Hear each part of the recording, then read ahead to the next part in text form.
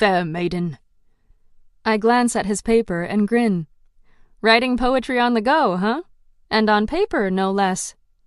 He's always thinking in verse, and he thinks paper makes him look more legitimate, Corinne says. He's even been known to write on his body if no paper presents itself. One time I caught him scribbling a sonnet on his thigh in marker. Whit's still looking down at his paper, pen in mouth. It was the only thing around. A poet's got to do what a poet's got to do. Can't you just use your e-glass? I ask. Whit rolls his eyes and makes a face like I just suggested he wear tin foil as clothing. Did the great poets of old create masterpieces with an e-glass? I think not. Corinne chuckles. Whit is a traditionalist with his writing. If he could find one of those ancient typewriter things that still worked, he'd use one. When we arrive at class, Grandmaster Marion is standing with a satchel thrown over her shoulder. Don't get comfortable. Today's lesson is going to be a field trip. We're heading to the city to introduce you to Curatio Domus, the best hospitaller hospital and research facility in the world. My heart is happy for just a moment. No tests! Until it's there that we will have our first test. Of course. Corinne, however, looks like a kid at Christmas. She grabs my hand and squeezes. This is fantastic! I can't wait for you both to meet some people there. Whit sticks the paper on which he was scribbling back into his pocket. She's been volunteering at the hospital since she was old enough to go into the city by herself. I thought you were raised in Sapientia, I ask. We were, Whit says, but we spent our summers at Castle V for extra training. Our entire initiate class walks through the castle gate and into Vianney, toward the subway. Once inside the city, Grandmaster Marion leads us at a brisk pace through the busy streets and sidewalks until we reach Curatio Domus. Students, stay together and be respectful. Garin and his friends are joking around, punching each other and laughing, and the Grandmaster scowls at them. That includes you three, unless you want to flunk this class your first day. They settle down enough that we are able to enter the hospital. A beautiful young woman with chestnut brown hair and blue eyes smiles at Corinne when we walk in. Princess, it's so nice to see you again. Hi, Sarah. How's our patient? Sarah picks up a patient chart from the front desk. Why don't you come say hi and see for yourself? Corinne looks over at Grandmaster Marion, who nods. You and your friends can say hi briefly. I'm going over hospital protocol. Make sure to explain the rules to Whit and Scarlet. I will, Corinne says as we follow Sarah down a long corridor and into a private room. A young girl, no older than 12, is lying in bed and using her e-glass to project a video onto the e-screen in front of her. She's watching a surgery of some kind, which she clicks off when she sees us. Sarah smiles at the girl. Hi there, Charlie. I have some friends here who wanted to visit. Is that okay? Charlie grins, her dark brown eyes striking in her too pale face. Sure. I love having visitors. Corinne steps forward. Hi. You're looking good. What were you watching? Princess! I'm so glad you came by. I was just checking out videos on the surgery I'm about to have. They think they can replace my kidney with a genetically modified one from an ape that won't break down under attack from my body. I might get to finally go home soon. Sarah looks at us. Charlene, or Charlie, has stage 4M chronic kidney failure, a new mutation of kidney disease where her body attacks her kidneys and destroys them. A regular transplant won't work, but through the research of the hospitallers and genetic modifications, we might have found a cure.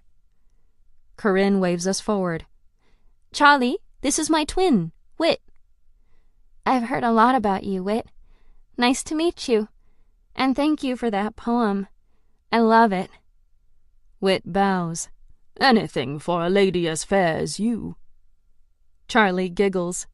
Corinne points to me. And this is Scarlet, a new friend of ours. It's nice to meet you, Charlie. You too, she says. I like your eyes. I smile. I like yours too. They remind me of chocolate. We chat with her for a few more minutes and then leave to catch up with our group as Corinne explains the protocol. We spend some time touring the hospital, including the labs where much of the genetic research is done. I don't know how I feel about it all, but I have to admit the facility is impressive. And they accept all kinds of patients, Zens, plebes, and Pats. The hospital is funded by the orders, Grandmaster Marion says, and is open to all, regardless of income or social class. No one has to pay to be treated here. We offer cutting-edge medical care and incorporate the latest in medical research into our diagnostics and treatments. I think of all those sick and dying back home. We could have used a place like this. We head down a long, narrow hall and stop before a door with a restricted sign on it. Here's where you will have your first test. Are you ready? No. But we go in anyways, and in the middle of an empty, well-lit room is a dead, naked body splayed out in all its dead, naked glory. I pause, taking it in as the Grandmaster explains what we're to do. You have 2 hours to study this body and identify all the major organs and bones, then diagnose her cause of death. She pulls out a stack of papers. You will divide into groups of 4 and begin. Corinne, Whit, and I stick together, and Kai walks over to us. Looks like you need another member. Corinne smiles at her brother. Perfect. Kai looks at me, and I hold eye contact with him. Any objections? He asks. Nope. Good. Whit chuckles. You two will either kill each other by the end of the quarter, or fall in love. I'm not sure which yet. I turn an evil eye on him as Grandmaster Marion clicks a button, and our tablets bing with new files. I open them and see a form with the skeletal system drawn on it, another image with a picture of the body before us, and spaces for filling in the information. We all move closer to the table with the body and see that it's been cut open and spread for dissection and analysis. One of the guys in our group turns away to a trash can and vomits into it while the students around him step back, covering their noses. Begin, Marion says. Corinne looks to all of us. Anyone want to start? No one speaks as we stare at the body. Come on, mates, we all have to contribute. I know she's right, but I'm useless here. I look down at my tablet. Okay, let me see. I type something in and it shows up on all the tablets in my team. Corinne looks at my answer, then raises an eyebrow at me. Really? She says. What? She places a hand over mine. Just stop typing. I adore you, Scarlett, and if I ever need anyone to hack into anything, you're my first call. But seriously, elbow and knee? That's the best you could do? No, I wasn't done, I argue. There's also toes, a head, legs, arms, lots of things. Kai chuckles, and Corinne turns on him. Care to take over, big brother? He waves his hands. Nope, I'm afraid I'm as useless as Scarlet at the moment. This is your field, little sister, not mine. Hey, I say, feigning offense. He just raises an eyebrow. Am I wrong? In general, yes, I argue, but perhaps not entirely at this moment. He smirks as Corinne looks to Whit. Surely you've picked up something from me in all these years of shared DNA? Corinne asks her twin. Whit studies the body. I know there's a tibia somewhere, and a fibula or something. Corinne sighs. You 3 are hopeless. She quickly fills in the entire skeletal system and all the organs herself. I whistle. Impressive. While you were becoming the youngest criminal hacker in history, Whit says, my sister here was playing with bones. Corinne clutches her tablet to her side and stares at the body. Now the hard part. We have to figure out how she died. How's that even possible? I ask. Don't we need to be able to run tests and stuff? Or to know something about her medical history? It depends on the cause, Corinne says. Presumably not in this case, if Grandmaster Marion believes we can actually come close to succeeding. I'm not convinced that's true, but I keep my skepticism to myself. Kai grins at me as if he can read my thoughts, and I think we're sharing the same suspicions. I grin back, but Corinne doesn't give up. She spends the next hour pointing out clues. Look here, she says, pointing to the brain. The tissue is too soft and is atrophied. There's also some vertical enlargement, and damage of hypoxic ischemic leukoencephalopathy in both the bilateral globus pallidus and cerebral white matter.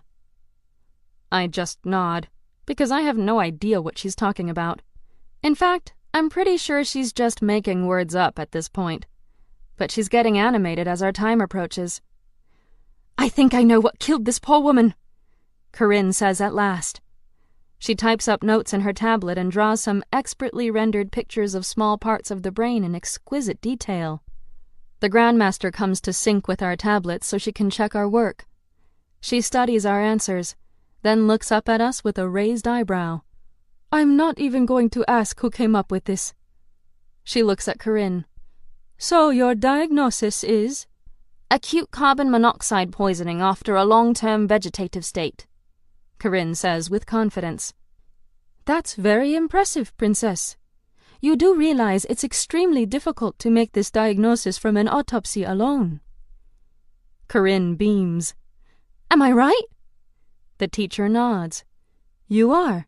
You have a real future in our order, she says. The Grandmaster glances at me. As for the rest of you, I really hope you have a different order picked for your future.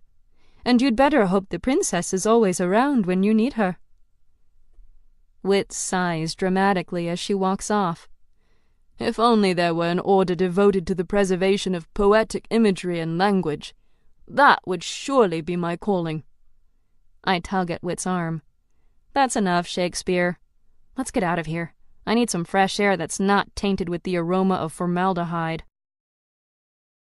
The chemical stench still singes my nose hairs as my mind fades into the land of sleep. A voice shakes me out of the almost dream I'm reaching for. Scarlet, wake up. Time to study. I roll over, closing my eyes tighter. Nox purrs and shifts his body to lay over my neck. Scarlet isn't here right now, I mumble. Leave a message after the beep. Beep. Corinne chuckles. So not a morning person or a night person. Got it. You're one of those mid-afternoon people. I sit up reluctantly and rub my eyes. No, I'm just not a never-sleep-at-all person. She grabs my hand and pulls me from the bed. Come on, the guys are waiting for us. We're going to study in the library tonight. Okay, fine. Just let me get my stuff. I stick my e-glass on my ear and Evie comes to life. Hello, Scarlet. You have a message from Zoran. I sigh. Okay, show me. A text appears. You coming tonight? Z. I reply. Nope. Homework. He replies immediately. Sad face. I laugh out loud. I'm trying to imagine the big, tough Nephilim using emoticons. It's hard to picture. Corinne looks up from stuffing her pack. What's so funny? Just something Evie said. You have an unusual relationship with your AI. You must have done a lot of customization. I nod. Yes, I did. I guess when you grow up a homeschooled computer geek in the middle of nowhere, you make your own friends. Literally. She laughs, but it's a sad kind of laugh. You had Jax, though, right? I frown. I suppose I did. We grab our bags and head out to meet the guys. I feel sad for you, she says. I can't imagine growing up not knowing about any of this, and then finding out the way you did. I'm sorry. I shrug. Thanks. It's hard, but I try not to think about it too much. I don't really have the luxury of grieving for everything I've lost. She tugs at a stray blue hair. Grief doesn't go away, Scarlet. Don't shut it out for too long. It'll come back and bite you when you least expect it. She sounds like she's speaking from experience, but Wit jogs up to us and throws an arm around me before I can respond. How are the two most beautiful women in all the land doing this fine evening? He asks. Sleepy, I say. To sleep is to let in the dreams of the gods, he says. Then this studying is keeping me from my divine destiny, I retort. Kai catches up with us as we head to the library. What lessons should we work on first? I don't know why we have to do this tonight, I say. None of it's due until Wednesday. You don't think our classes tomorrow will have work for us too? Corinne asks. Oh, right. Kai pushes open the large engraved doors of the library, and we step into one of my favorite places in the castle. Books line the 3-story tower, many only reachable with tall ladders on wheels that move around the circular walls. There are wooden tables and overstuffed chairs spread throughout the library for studying and reading. We make our way to a large table in the middle and lay our tablets down. Most of our assigned books are electronic, but there are books stored here that haven't been scanned. And there's something comforting about being surrounded by actual physical books. It makes me think of home. The librarian smiles when she sees us, adjusting her glasses. Scarlet, it's good to see you again. Still researching for your project? I smile self-consciously. No, just here to study with my friends. How did your first day of class go? She walks over to us, her blue dress loose around her slight frame. She has large brown eyes, fading brown hair, and a small nose on which her thick black glasses sit. They were okay, except Law. Ragathon doesn't like me. Not sure he likes anyone. She smiles with sympathy. He can be a hard man to warm up to, but I'm sure it'll get easier as the year goes on. Let me know if you kids need anything. She walks away, and all 3 of my friends look at me strangely. What? I ask. You seem to come here a lot, Corinne says. It's been pretty quiet here the last few weeks, so I thought I'd get caught up on my politics. Wit gestures to the librarian. You do know that's Ragathon's wife, right? My jaw drops. No, I didn't! Oh man, I'm such a biter! I can't believe I complained about her husband to her face. Kai shrugs. She's probably used to it. I love my uncle, but he isn't always the easiest for others to get along with. I sink into my seat. Let's just get this over with. I do need some sleep tonight if we're expected to do another before dawn PT. We all open our books and dive in, but after a few moments I look up. Hey, is there another section to this library? Somewhere they keep books they don't want students reading? You mean aside from the restricted section you hacked in class today? Kai asks. Yeah, besides that. He shakes his head. That's it. Oh. I look back down at my book, disappointed. I've already perused that section. Nothing on angels that isn't pulled from the Bible and old legends I've already heard. An hour into our studying, as I'm typing in notes for Law, a hand lands on my shoulder, and I look up into familiar blue eyes. Jax! He smiles. Hi, Scarlet. I've been looking everywhere for you. I put down my tablet. I've been here. He chuckles. I see that. His hand is still on my shoulder as he looks at the others. Hi, he says to the 3 of them. It's good to see you all. Mind if I borrow Scarlet for a few minutes? Kai frowns, but Corinne smiles. That's up to her, obviously, Corinne says. Jax looks down at me. Can we talk? I want to show you something. Chapter 9. The Forge. Jax escorts me through the courtyard and down a dirt trail I've never followed. We walk for a while, and eventually the dirt is replaced with stone. Abstract metal sculptures begin to line the path through the forest. One reminds me of a woman and man embracing. Another reminds me of the sea. I can't imagine sculpting such beauty. Jax leads me down 3 stone steps where a great forge stands before a wall of carvings. Wind howls around this monument below the stars. The heat beats against my skin. The carvings tell stories of great knights. And those, he points at a pattern of swords hanging at the top of the wall, those belonged to some of them. Jax grabs an apron off a chair and puts it on. It's thick and tough and smells like leather.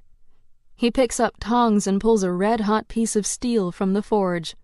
He brings it to an anvil and begins to shape it with a hammer. Sparks fly. "I like to come here," he says over the cacophony of sounds created by metal and fire. "To think. To remember. To forget." I never knew he was a blacksmith. Are any of those sculptures yours? Yes, a few. Your work is beautiful. Ella, Grandmaster Gabriella, taught me after... He stops himself and slams the hammer down harder than before. Ella taught me. The steel stretches as he works on it, turning into a blade. Do you like forging swords? He pauses. See this steel? It's raw potential, but I give it purpose. I can change one thing to another. I can make it better. He resumes hammering. I walk closer, but avoid the sparks. Like the orders? Like everything. He pushes the steel into a bin of water. Steam rises. Take you, for example. Your parents forged you into who you are. Now, you must decide who you want to be. People can change. Everything can be transformed. He lays the steel bar down on the anvil and removes his apron and glasses. The steel resembles the shape of a sword. I've thought about our talk regarding Nightfall, and though I still believe she is in the wrong, I also believe she is like the steel. She has raw potential, and if she can find the right purpose, she can do great things. His words mean more to me than he knows. I hug him, and he hugs me back. He pulls away too soon. Scarlet, there's something I have to tell you. Tomorrow night, I will be the one whipped in the courtyard. What? Why? The council has determined that I must be punished for going after Apex without order approval. It was Varian, wasn't it? I heard him ask if you'd ever been disciplined. I raise a fist, as if to fight Varian now. Jax lowers my hand. I don't know if it was Varian, but it's what the council has decided. I will accept the necessary punishment. He looks so calm, almost happy. I ball my fists. This isn't just, or right. You did what you had to do, what was lawful, to save innocent lives. But, I don't know, maybe you shouldn't have involved yourself. Maybe it wasn't worth it. I couldn't have defeated Brooke without his help, but I hate that this has cost him, that he will suffer for his involvement. He sits on a stone step and pulls me to his side. Did I ever tell you how I killed the Nephilim girl? I shake my head as he stares into the flames. Do you know of my mother? My anger fizzles into something softer. She died when you were born. No. My mother was a Templar, and I was born at Castle V. When my father was assigned to watch over your family, it was decided that I'd go with him, so that I could have a normal life, so I wouldn't grow up surrounded by battle and death. I had no idea. I take his hand, my heart hurting for him. All this he kept inside. It's not the first time I see the sacrifice he's made in keeping these secrets, in living a double life. He squeezes my hand and continues holding it as he talks. For years, I thought, just as you, that my mother was dead. But when I discovered I was a Zenith, when I asked my father to join the orders, he told me the truth. About our family, our patrician status, our connection to the orders. It takes him a moment to speak again. That summer, I traveled to Castle V, and I met my mother. She was beautiful, Scarlet, and kind. She was everything I'd dreamed my mother would be. She taught me how to fight, how to forage. She taught me what it meant to be a knight, how to do the right thing, no matter the cost. A bead of sweat runs down my forehead as flames from the forge heat up the air around us. I ignore the discomfort and focus on Jax. When I was 16, my mother and I were stationed at a Templar control center. It was a secret location, where Templars could receive and give orders. I was there to observe and learn. It was supposed to be safe from the violence of the war. They wouldn't have let me be there if they didn't think it was secure. But we were ambushed. Someone betrayed us. He squeezes my hand harder, his face a mask of grief and anger. My mother killed 2 Nephilim while I disarmed a Zenith. We thought it was over. And then I saw her. I still remember her face. The long black hair. The cold blue eyes. She looked a year younger than me. I could have stopped her. I should have stopped her. But I didn't. His voice hitches and turns gravelly, almost a whisper, as he continues. The girl charged my mother from behind, and she slit my mother's throat. A tear trickles down his cheek. As my mother fell to the ground, the girl turned on me, and finally my training kicked in. We fought. I kicked her, and her body fell back, impaling itself on a spear stuck in the wall behind her. It tore through her heart, killing her. I ran to my mother, to hold her, to tell her she'd be fine. But she was already gone. He turns his face to look at me now, his eyes so full of sorrow. I was the only one left alive. The orders contacted my e-glass. They said someone was fleeing the area through the woods, possibly the traitor, and I was to terminate them. So I followed. He pauses, and I just hold his hand tighter, waiting for him to finish, knowing there's something more, something even worse. I caught him, Jax whispers. The traitor. It was my father.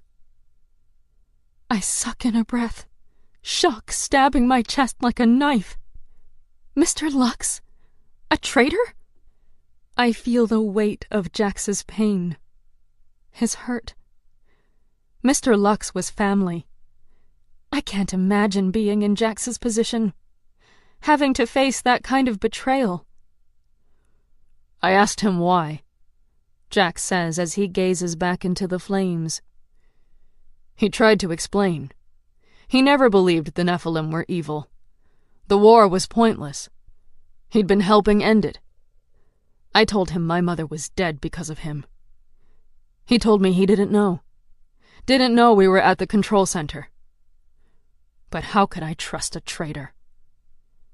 He looks back at me again, his eyes pleading for understanding, for absolution, for forgiveness. I had to kill him. For the orders. For my mother. For me. He drops his chin to his chest, his eyes closing. And so I did. My heart breaks as I reach for him, wrapping my arms around his shoulders as he leans against my shoulder and cries. I think back to that time, to seeing him beat up in the hospital, his heart broken from the loss of his father. The pain behind his eyes I assumed was because of the car accident. But no, it went so much deeper. It was so much more horrible. He'd lost both his parents then. He'd been forced to kill his father. And he couldn't tell me. My parents couldn't tell me. I let him grieve alone, never knowing the full weight of his pain. Jax, when you moved in with us, when you lost him... He squeezes my hand. I wanted to tell you, but the orders wouldn't let me. It killed me, keeping it from you. But you... He looks into my eyes. You helped me heal. You brought me back to life. Your love, your light, your laughter, and your hope. You helped me heal more than you can know. Tears stream down my face. I'm choked with emotion, and all I can do is hold him tighter. We sit there in silence, our bodies close, our hearts closer, each of us lost in years long ago. After some time, I speak through my silent tears. That's why you helped Nightfall defeat Apex. He nods, knowing I understand him like no one else, knowing we are kindred spirits, always. I hesitated once to do what was right to save someone. I will never hesitate again. When the orders wouldn't act against Apex, I knew I had to. And I don't regret it. I did the right thing, Star. I saved the innocent. It is all I can do. It's enough, I tell him. He turns his head to look at me, and I hold his eyes with mine. All you can do. It's enough. You're enough. You always have been. A tear leaks from his blue eyes. Thank you. I nod. There are no words to speak what's in my heart, but he knows. I stand, eventually, my heart heavy. You should get some rest. You have a big day tomorrow. He nods, standing as well.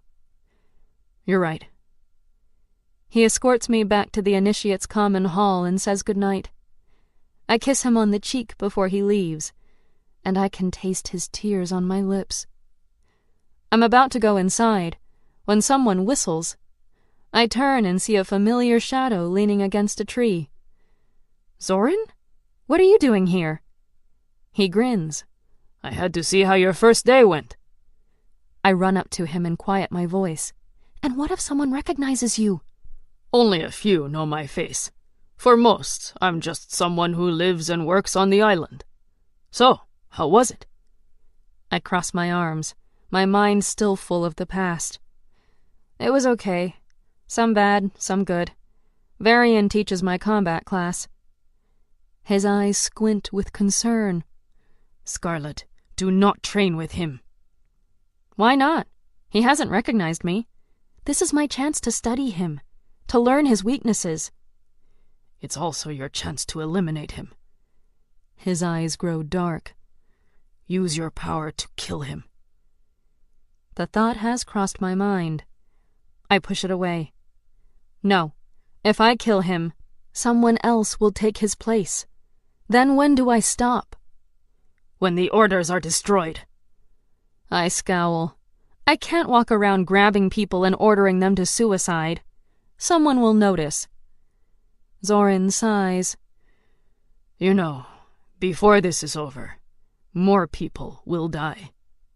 You can't save everyone. He speaks a truth I've refused to face.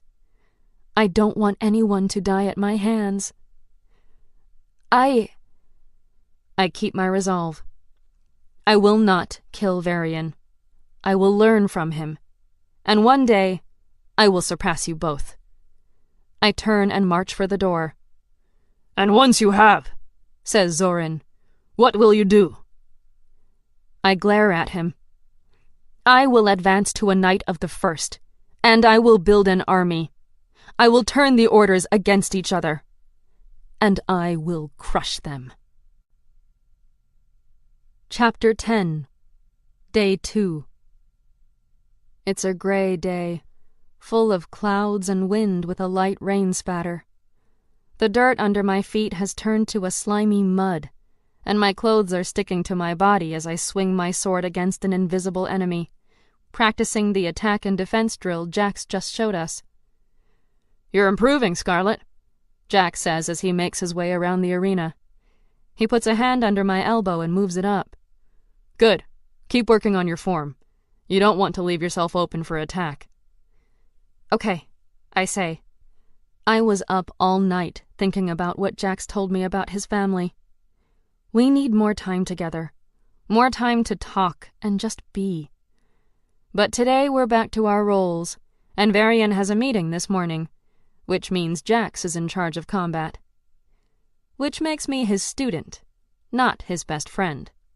So we keep it professional. He goes through the morning casually, like he's not about to be whipped for doing the right thing. I wish I could help him somehow. Jax walks across the arena to help Lana on her thrust. His back is turned to me, and he's out of earshot when Garen and his friends surround me. You may fool everyone here, Garen says, but I know you're just a rich brat who bought her way into a spot that should have gone to someone more deserving. They all have their swords out, and while I know they won't attack me with everyone here, my heart still beats a little faster. I heard about your sister, and I'm sorry. I had no idea, but you need to back off and knock that chip off your shoulder. He growls and moves closer, pushing me back against his sidekick Bartholomew, who uses his elbow to knock me forward. I rub between my shoulder blades where I'm sure a nice bruise is forming thanks to Bart.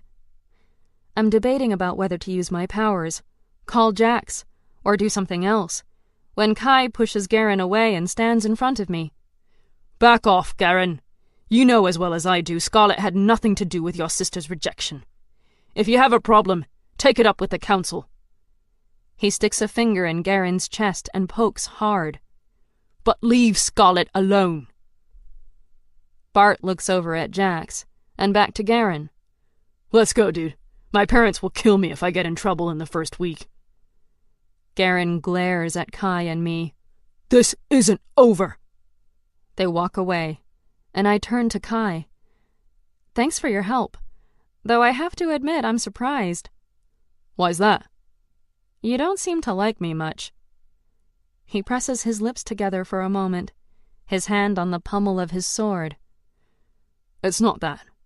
Look, I'm sorry I was a jerk yesterday. I shouldn't have brought up your parents. Corinne reamed me hard for that one. I'm not a bad guy. Honest. I just do an excellent impersonation of one from time to time. We'll see about that. I raise my sword. On guard? He grins and raises his. On guard. We're standing, not in a classroom, but in the vast park near the arena. My name is Grandmaster Ella, or Gabriella, if you prefer to be more formal. I'm the head of the Teutonic Order, and I'll be teaching your survival class this year. Today's lesson is going to test your tracking skills. The Grandmaster paces in front of us in her white Teutonic robes, her blonde hair pulled back in a tight bun. She's younger than the other Grandmasters, but no less impressive. Since this quarter is focused on the Teutonic Order, I suggest you take this class very seriously. She points to the forest around us. Somewhere out there, a pig has been released. Her name is Miss Piggy. Garen and his friends guffaw at that, and Grandmaster Ella glares at them. As I was saying, her name is Miss Piggy, and she's not to be hurt. Your mission is to track her, find her, and retrieve the special token inside the collar around her neck. You will be in teams of 2. The first team to bring me the token will receive extra points in this class, which will increase your odds of being granted a boon from me during your trial. Trust me when I tell you, you'll want that boon. She calls out the names of the teams, pairing up everyone. When she calls my name, I step forward and say a prayer to whatever gods may or may not exist that it's not Garen. Anyone but Garen. Miss Knight, you and Prince Kai will work together. Wit looks over at us from his team with Lana and winks. I roll my eyes at him as Kai walks to me. Looks like fate has brought us together again, he says. You're starting to sound like Wit. He does have a way with words. Too bad it's not appreciated more in our family," he says, the corners of his lips turning down. Grandmaster Ella raises her hand. "Oh, and did I mention that I also released a goat and a wild boar into this forest? Just to keep things interesting. You have 2 hours. Good luck." She drops her hand and everyone scampers off into the forest to search for the pig. Kai and I look at each other. "I hope you're better at tracking than you are at identifying body parts," he says. "Likewise," I tell him. He grins. "Fair enough. Actually, I am. We did a lot of hunting back in Sapientia." "Good," I say, because I'm decent at it too, and I want that boon.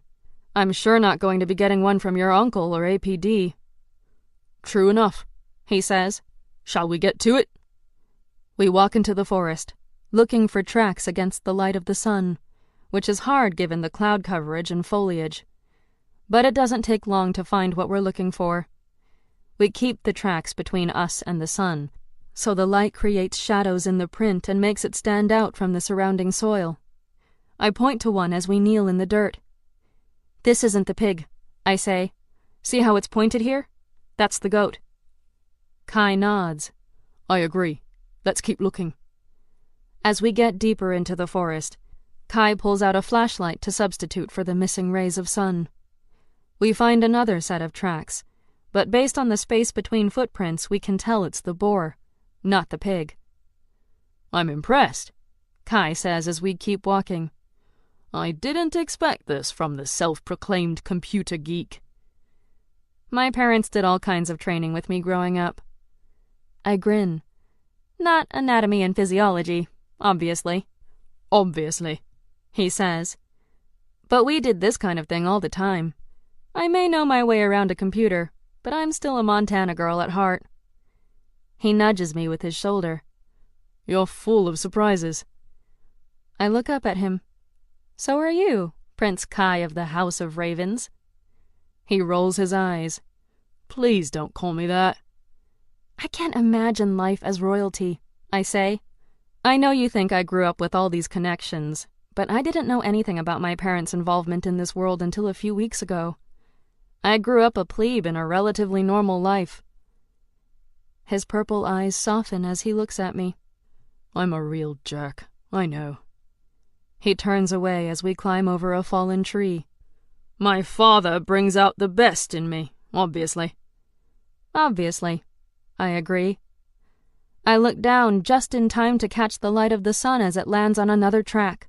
"Kai, check it out! I think we found Miss Piggy." He crouches next to me, our legs pressed together. "I think you're right." We follow those tracks through the forest until we find the pig happily sunning in the one open spot in the forest. She's very pink, with coarse hair over her body that looks clean. We approach slowly, and she doesn't shy away, but instead walks toward us as if we might have a treat for her. I pull out a marshmallow I pocketed during breakfast and hold it out for her. Kai smirks at me. "You keep marshmallows in your pocket?" "Sometimes," I say. "Doesn't everybody?" He just shakes his head. But my marshmallow works. Miss Piggy comes over to us, her snout teasing out the air until she lands at my hand, eagerly munching up the white treat. Kai slips the collar off of her and pulls out a golden token with the Teutonic symbol on it. "Got it!" Miss Piggy finishes her treat and trots away as we stand.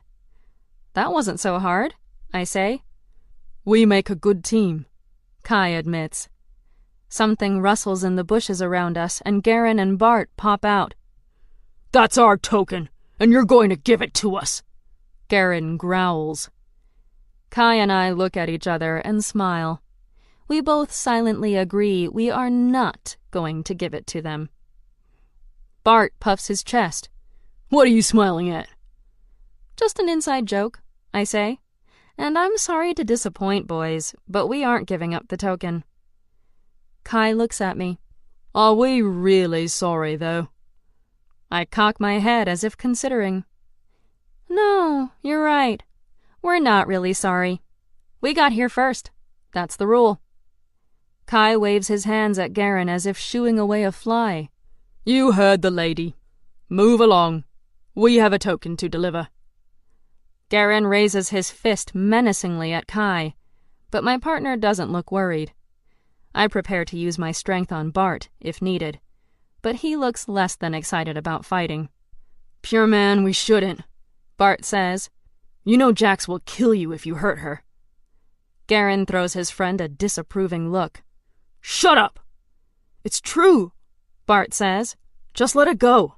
There are other ways to earn a boon. Kai and I don't stick around to listen to them bicker, and instead cut through the forest to find Grandmaster Ella. On the way, Kai looks over to me. So, you and Jax? What about me and Jax? He shrugs. Never mind. None of my business. During lunch, a group of people gathers around a circle of sand, watching as Prince Jeden of Sweden and a woman spar. I recognize the woman. She's wearing red and silver armor with an eye across her chest. She is the Seeker. Kira. The initiate lands a few punches. Drop your guard again and find yourself in the dirt, says Kira. Jeden raises his defenses. He strikes again. I nudge Akio with my elbow. Why's she wearing all that armor? She practice the same way she fight on battlefield, he says in his stilted accent. Jeden strikes again, but lowers his guard. Kira grabs his arm in a hold and knocks him to the ground with her leg. And you're dead, soldier. She addresses the crowd. Someone care to show me something new? No one responds. She snickers. I thought not. She acts as if initiates are below her. It angers me. You fought well, I say, if you consider beating someone with no training fighting.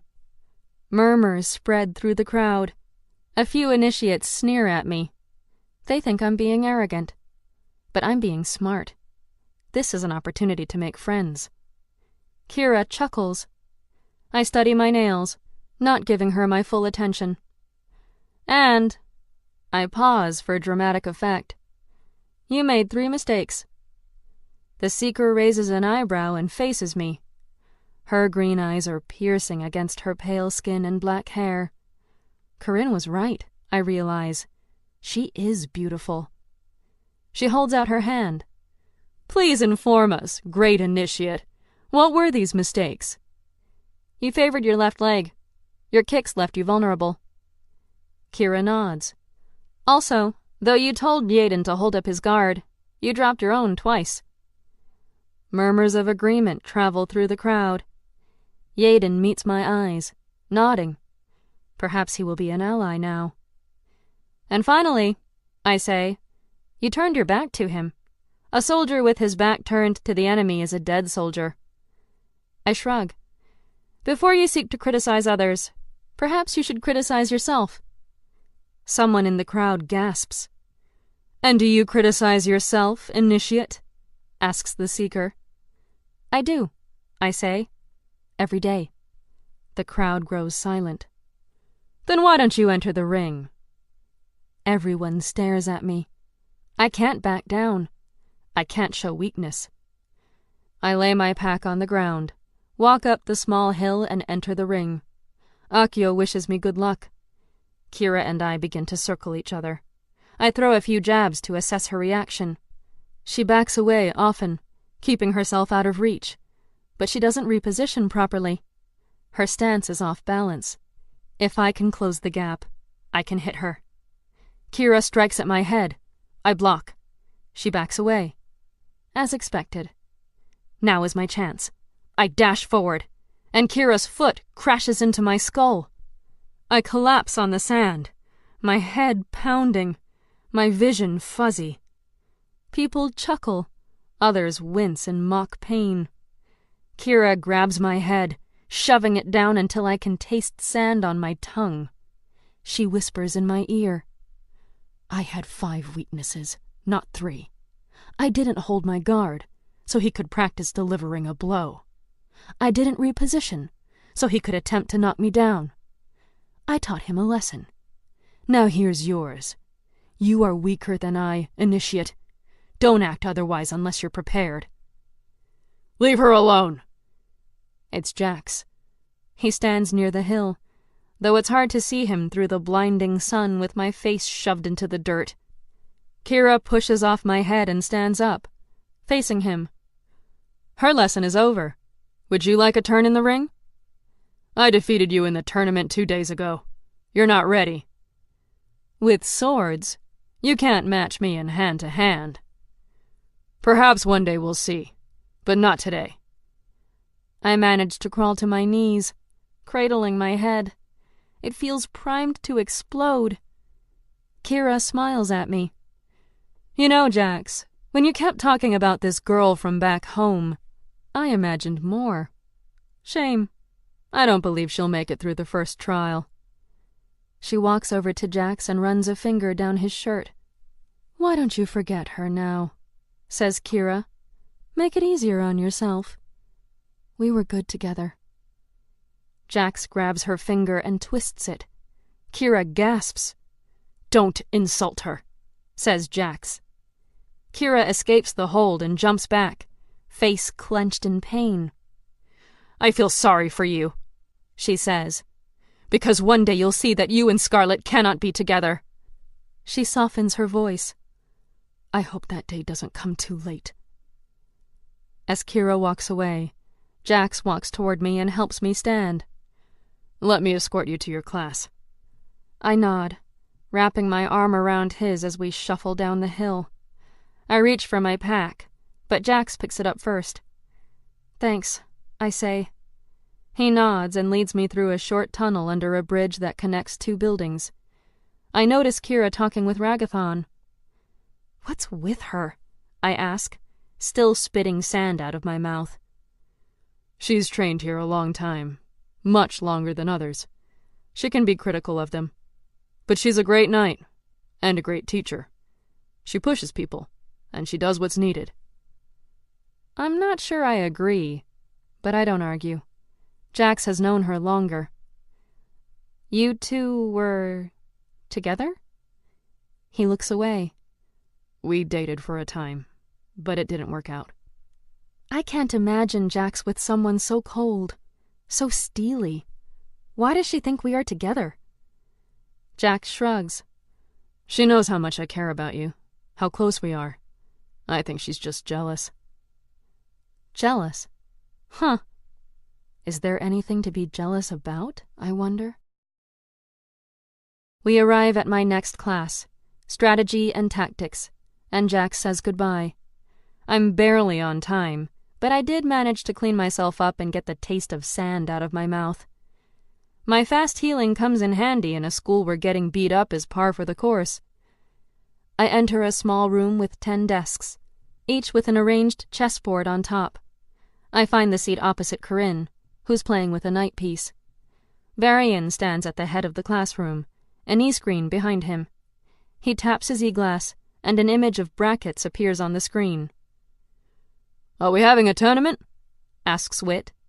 Indeed. You will participate in a chess tournament, and I will evaluate your tactics. Garen picks up a pawn, studying it. What does this have to do with tactics? Varian glances around the room. Anyone care to answer that question? I raise my hand. He nods. Chess involves many aspects of tactics, including positioning, studying your opponent, and thinking ahead. Thank you, Miss Knight. Varian waves at the screen. As you can see, you've already been paired up. Begin. I check my first opponent. Garen. I find him across the room and take a seat. Let's get this over with, he says, sighing. I beat him in 4 turns. I don't think he understands the game. Next is Bartholomew, one of Garen's rich lackeys. I apologize in advance for my victory. He smirks, flicking his blonde hair as he makes the first move. I beat him in 7 moves. I think I traumatize him. Corinne replaces Bart. She plays well, but her moves are too obvious. I win in 15 turns and feel almost bad about it. Wow, you're amazing, she says, smiling. Will you teach me to play better? Sure, I say as she walks away.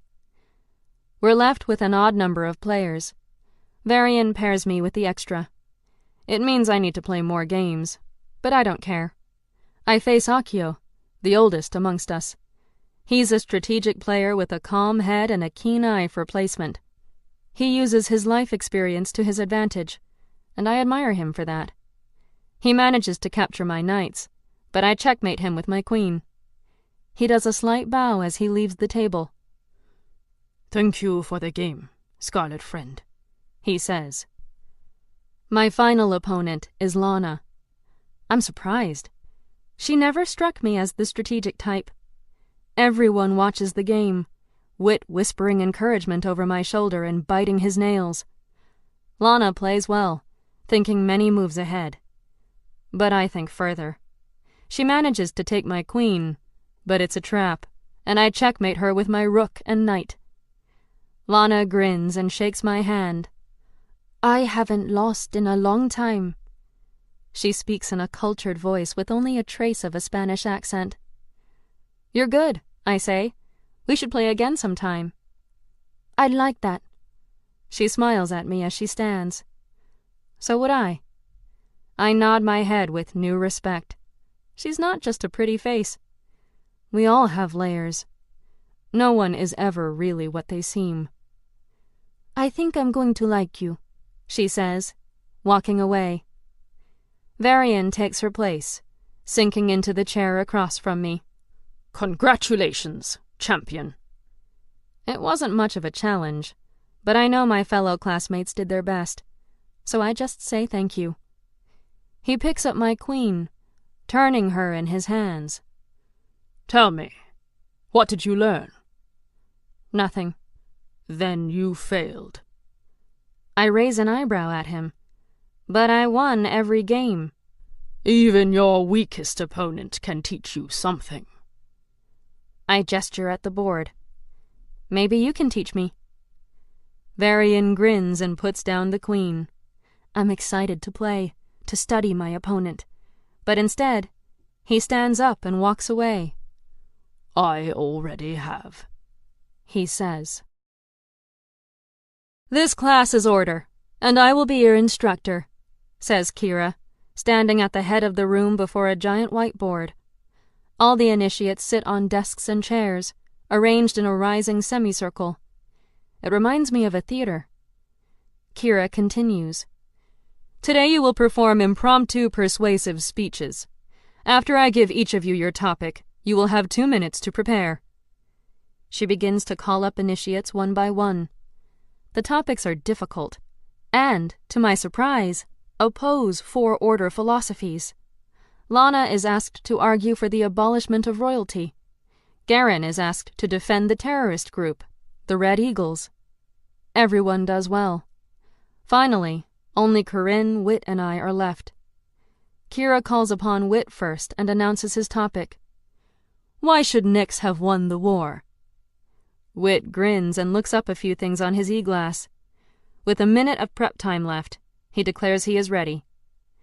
Wit's speech is eloquent and brilliant. He paints Nyx as a war hero, a man to be idolized and revered, and by the end, I feel as if I'd follow Nyx into any battle, no matter the cause. As Wit performs his closing line and bows, half the class applauds. Corinne and I give a standing ovation. Next is Corinne, who is tasked with defending the usefulness of the United Front Initiative, UFI. She does a better job than I would, citing their stellar management of transportation and construction. They are not the Four Orders. They are not powerful. But they handle the little things, and the little things can be very important. Of course, what Corinne doesn't mention is that the Four Orders could probably do better. As Corinne wraps up, Wit and I clap. She takes her seat, and Kira calls out, "Next!" I stand, realizing I'm the last person. Kira smirks. "Ah, Miss Knight. Your topic..." She rubs her chin and then smiles. Why must zeniths be regulated? The first topic to coincide with order values. She wants to anger me. She knows Jax is zenith, and I haven't kept my sympathy to their kind a secret. I don't let her aggravate me, though. I stay calm as I consider my speech. I'm outlining my conclusion when she says it's time. I walk up to the podium and address the class. Zeniths can be dangerous. They are born with great abilities, but no training. In order to keep everyone safe, zeniths have different rules and different laws. Unfortunately, most of these laws are focused not on safety, but on power and segregation. The government says that zeniths are less than human, that they should be feared and need to be controlled. This is not true, and it is this mentality that breeds hate and discrimination. I pause a moment, considering my next words. However, if all zeniths can be taught control over their abilities, and humans taught that zeniths can be trusted, then the mistreatment could end. It could— Scarlet. Kira raises her hand. You're drifting off topic. Sorry. I focus less on zenith mistreatment and more on how a safer world can be accomplished. Right now, zeniths face two choices: live a life of limited rights, or join the military. For many, none of these paths are ideal. If zeniths, at a young age, could be allowed and encouraged to master their powers, most of them could pursue a variety of careers. Some could become performers or builders. Others could manage banks. With the proper training, zeniths would be as safe as humans. They should be treated as humans. Scarlet, says Kira, interrupting again. Focus more on why zeniths should be regulated, not how the regulation should be different. I try to refocus. This isn't going well. My hands are starting to sweat, and I wipe them on my robes. As I said, without training, zeniths can be dangerous. But so can humans. We must all be taught what is right and wrong. There is no reason why zeniths and humans must have different laws. Scarlet, says Kira. What's your topic? Why zeniths must be regulated? So let's get back to that. Why must zeniths be regulated more than humans? I frown, facing her instead of the initiates. They don't have to be. Zeniths can be regulated just as much as humans. She makes a clicking noise with her tongue. Not quite your topic. Why not? The topic was why zeniths have to be regulated. I'm arguing that zeniths and humans must both be regulated equally. Argue why they shouldn't be equal. I shake my head. I won't do that. I'm your teacher. I'm telling you to do it. I won't. Kira yells, pointing at me. How can you hope to convince someone else to see your point of view if you can't see theirs? I yell back. I do see their point of view. Then argue for it. Convince me. I slam my fist on the podium. No! I don't know if my answer is right, but I know unequal regulation is wrong. Whispers spread through the classroom. Garen and Bart chuckle. Kira snaps at them. Do not mock her. Learn from her. Scarlet demonstrates something you have all failed to show. I stifle a gasp, startled that Kira would defend me. Garen and Bart bow their heads and mumble apologies. Kira turns to me and nods, and I feel like perhaps I was doing well all along. Perhaps she was challenging me to think of my topic in new ways. The seeker begins to pace around the classroom, studying everyone's face. You have all spoken on behalf of an idea today. How many of you truly believed in your own argument? I'm the only one who raises my hand. Some drop their eyes as Kira passes. After she has walked around the classroom, she stops before the board and gestures at me. Scarlet did not compromise her ideals. She did not give voice to what she thinks is lies. If you ever become knights, I hope you are not as easily swayed as you were today. Yaden raises his hand, and Kira motions for him to speak. But don't we have to listen to our superiors? He asks. Why? Because we have to. Did you have to come here, Yaden? He grins with charm. A prince has responsibilities. And you have to fulfill them?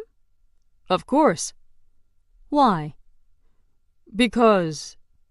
Okay. He nods, understandingly. I suppose I didn't have to come here.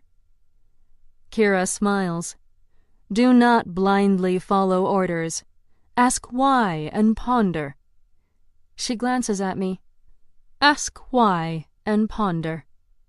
And she begins to pace again, but this time there is real passion behind her voice. There have been many leaders who would weave words to convince others.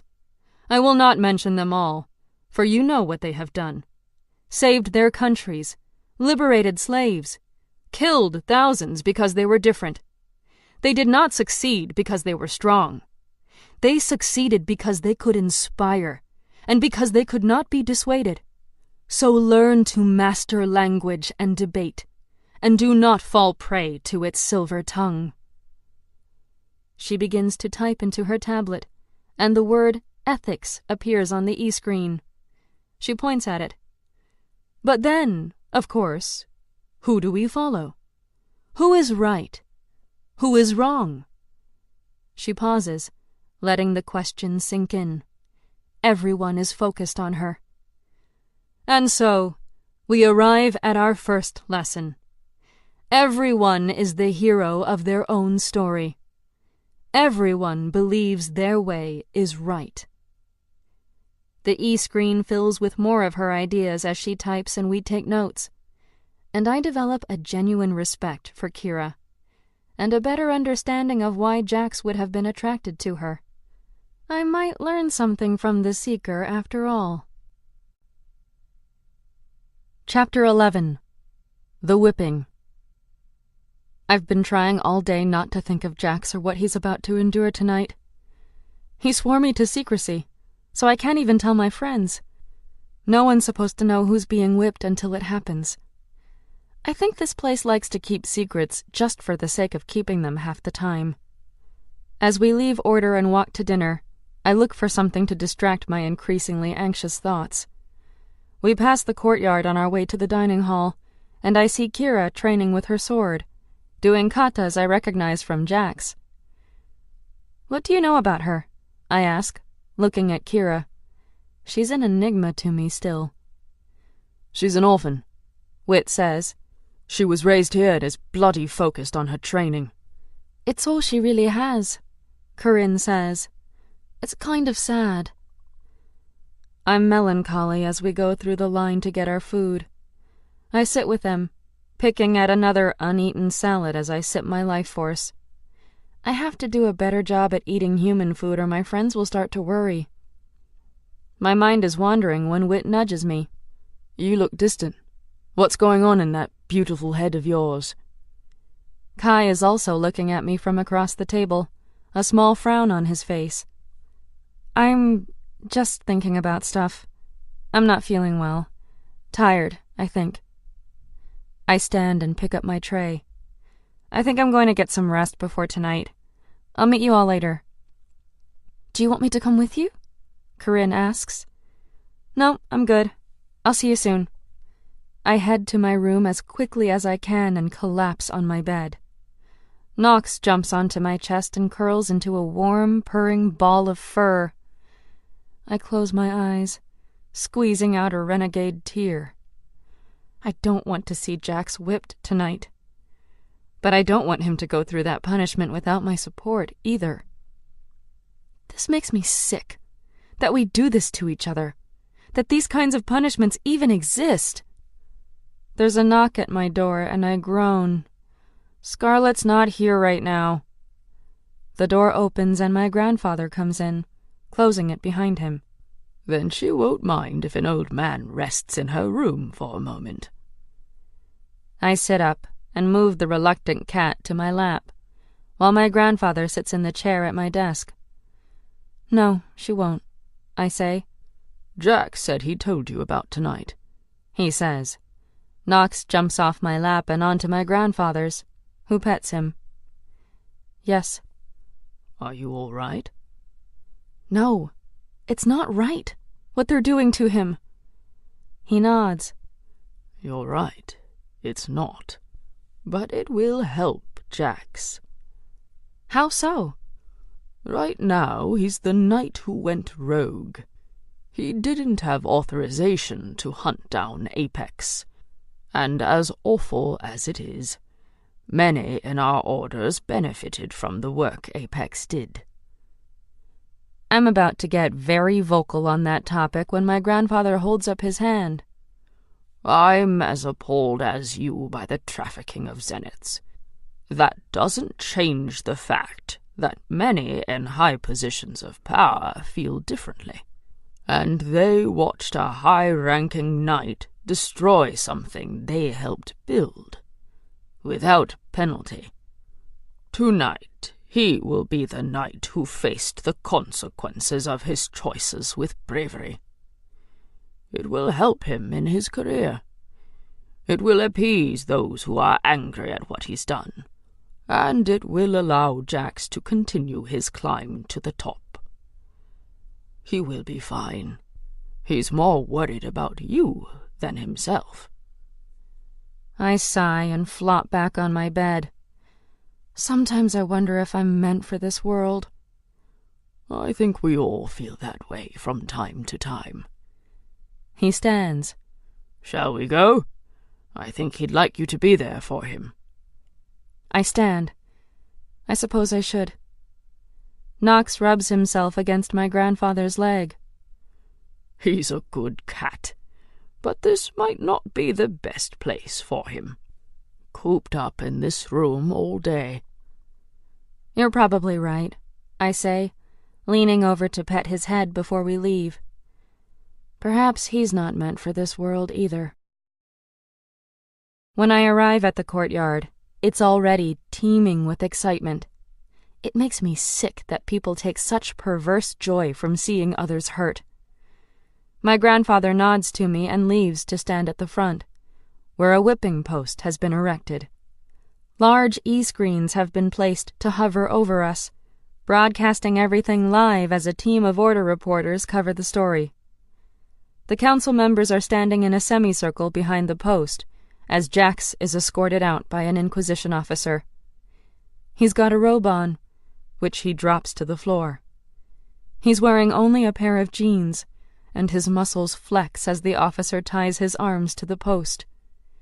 His eyes search the crowd, and when he finds me, I hold his gaze, willing myself not to avert my eyes no matter what happens. He gives me a small smile, and I try to smile back. I'm here, Jax. I feel a hand on my arm, and Corinne and Whit flank me. You knew? Corinne asks. I nod without breaking eye contact with Jax. She slips a hand into mine, and Whit takes my other hand. Their support means so much. I'm not alone in this. Jax isn't alone in this. There's so much noise. From the people, from the television, from the reporters. I want to scream at everyone to shut up. Instead, I tune them out and just connect with my best friend. Ragathon steps up with a whip in hand. I hate him. So much. He's enjoying this, and that makes my blood boil. I want to unleash my wings and fly up to him and... I squeeze Whit and Corinne's hands and take a deep breath. I promised Jax I wouldn't do anything stupid. And I won't. When the first lash lands on his back, splitting his skin, tearing through tissue, I sway from sudden dizziness. Jax doesn't scream. He doesn't cry. He just keeps looking at me. And so I don't cry or scream either. If he can be strong, so can I. Another lash of the whip. More blood. More pain. The cameras zoom in on his back, and I feel vomit rise in my throat.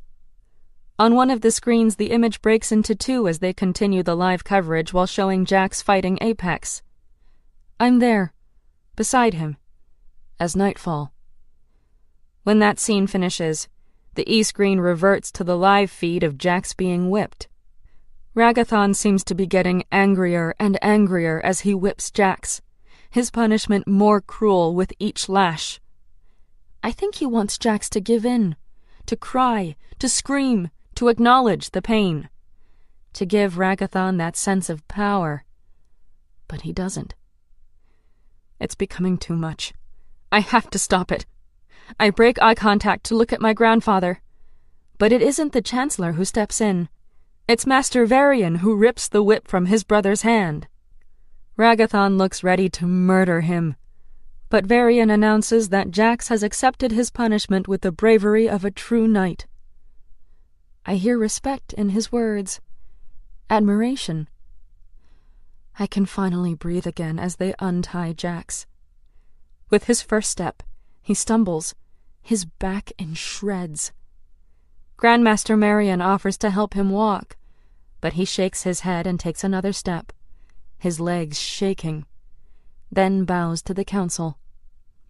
Varian nods his head at Jax, and Jax walks behind the council and toward the infirmary with Marion at his side. Once he disappears from view, Corinne turns to me, her face streaming with tears. Are you okay? I stare into the space where Jax was. I'm not the one who was just whipped. I need to get to Jax, but the crowd is too thick. I can't clear a path to get through. Kai moves to my side and puts his arm around me. I'll handle the crowd. Follow me.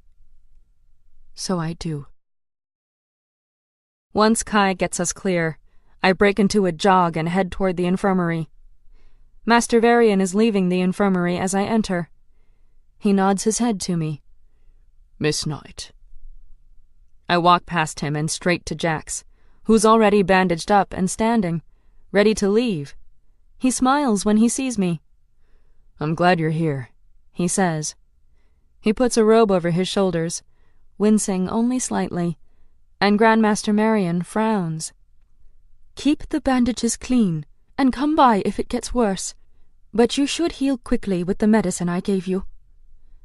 I'm fine, Marion. She huffs, and he chuckles as he puts an arm over my shoulder. Let's take a walk, he says. Are you sure? He nods. I'm fine, honestly. It looks worse than it is. I don't believe that, but if he's up for walking, I'll walk with him. We leave the castle grounds and head toward the shoreline, and the sky opens up once again, showering us with rain. Do you want to go back in? I ask. No, I like the rain. It's cleansing. Healing. He stops and pulls me to face him. I need to tell you something. I look up at his handsome face, a face I've had memorized since my earliest memories. My heart feels tight, and I reach up and touch his cheek. What is it? Scarlet. His eyes look haunted, sad. I'm glad for last night, for what I was able to share with you. Thank you for listening. Thank you for being there for me always, even when you didn't know the truth. More tears threaten to spill. We've always been connected, I tell him. I didn't have to know all the details to know we were kindred. So you're no longer mad at me for all the lies? All the secrets?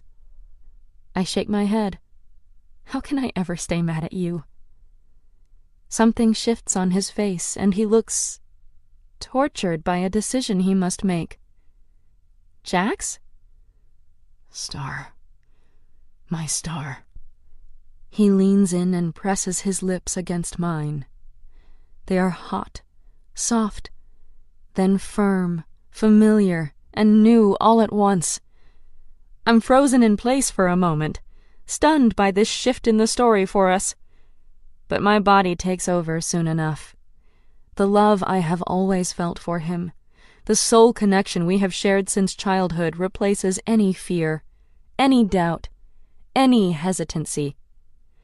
I kiss him back, moving closer so our bodies connect as his hands cup my face and mine land on his chest. His kiss deepens and unlocks more emotion than I thought I could contain. When it ends, I feel filled and emptied all at once. I look up at him again, wondering what this means. This kiss has undone and remade our entire history and future. I'm breathless as I stare into his deep blue eyes, the gentle rain still falling on us. Jax? His eyes are sad. Star, I shouldn't have done that. It wasn't fair. I don't know what to say. I don't know how I feel yet, so I remain silent, knowing he has more to tell me. He caresses my cheek, his fingers wiping away the rain. I have always loved you, he says softly. First as a friend, then as family, and then as more. But there was so much I couldn't tell you. So many parts of me I couldn't share. Now, you know, if not all, then most. You know the important things. I know your heart, Jackson Lux. I place my hand over his chest, feeling the strong beat of his heart beneath the wet cloak. I've always known your heart. That's all I need to know. My words seem to crush him, though I don't understand why. It was selfish of me to kiss you, he says. To tell you my feelings now, of all times. I cock my head, confused. Why? Because I'm leaving. He releases a deep sigh and steps back, his hand dropping from my face.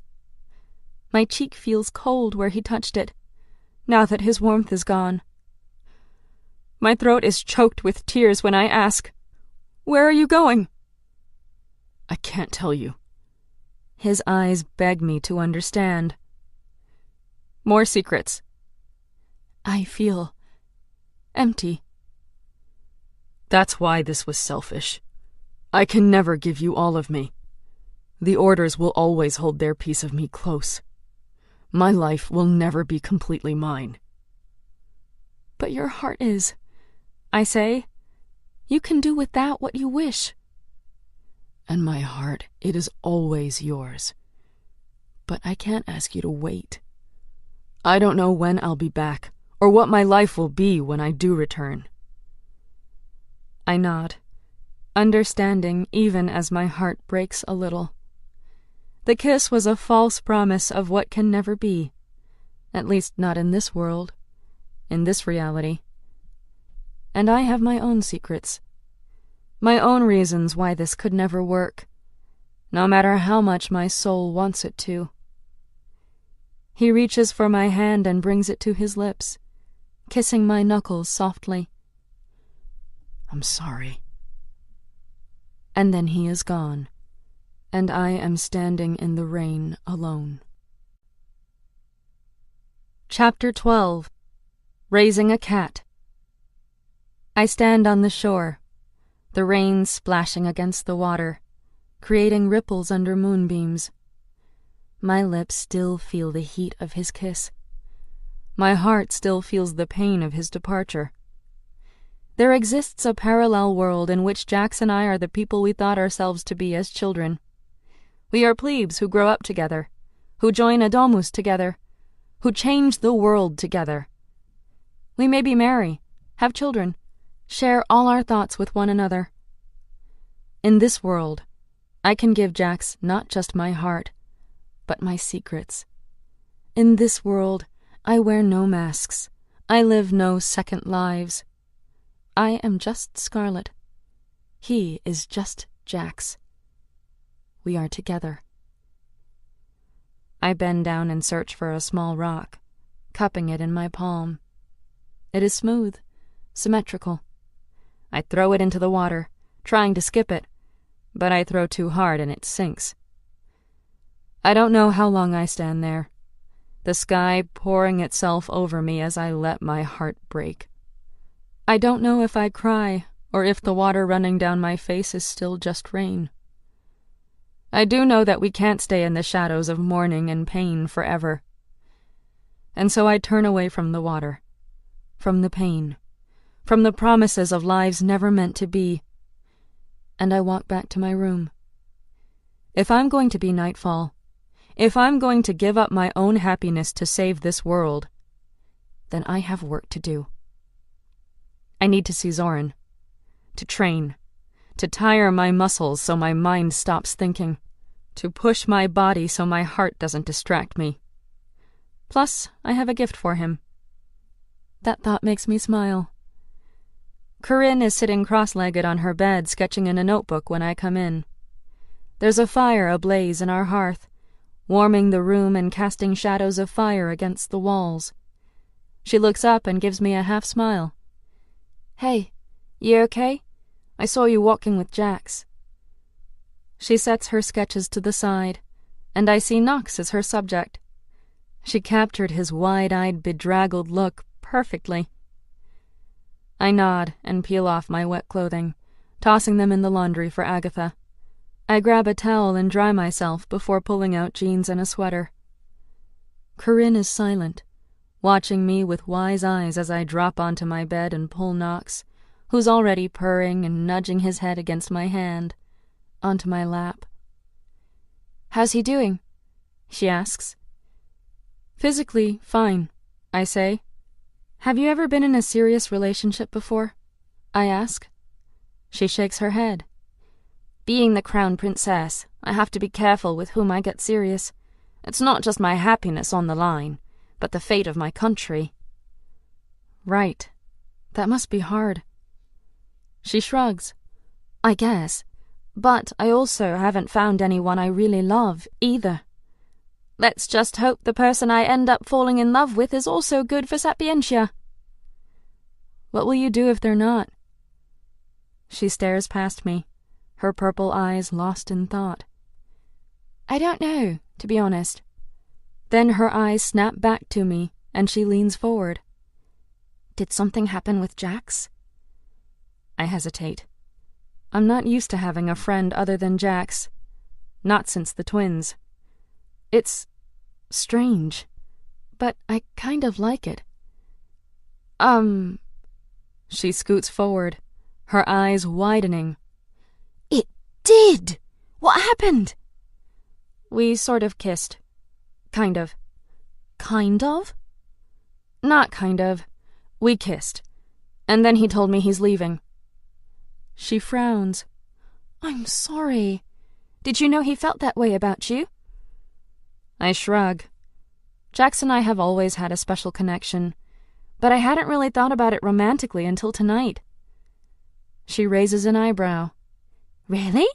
Because you two seem intimate. I'm pretty sure everyone here thinks you're together." That's news to me. "No, not together. I don't think it would ever work between us. For so many reasons." She doesn't pry, which I appreciate. She understands complicated. She understands duty. She more than most understands sometimes love isn't enough. The princess sighs. "Well, this night's gone all to pot, hasn't it? Want to go out and drown our sorrows? We can invite Wit, or just make it a girls' night." I smile at her, so grateful I have these friendships. "Thank you, but I think I need some time alone. And I hold up Knox.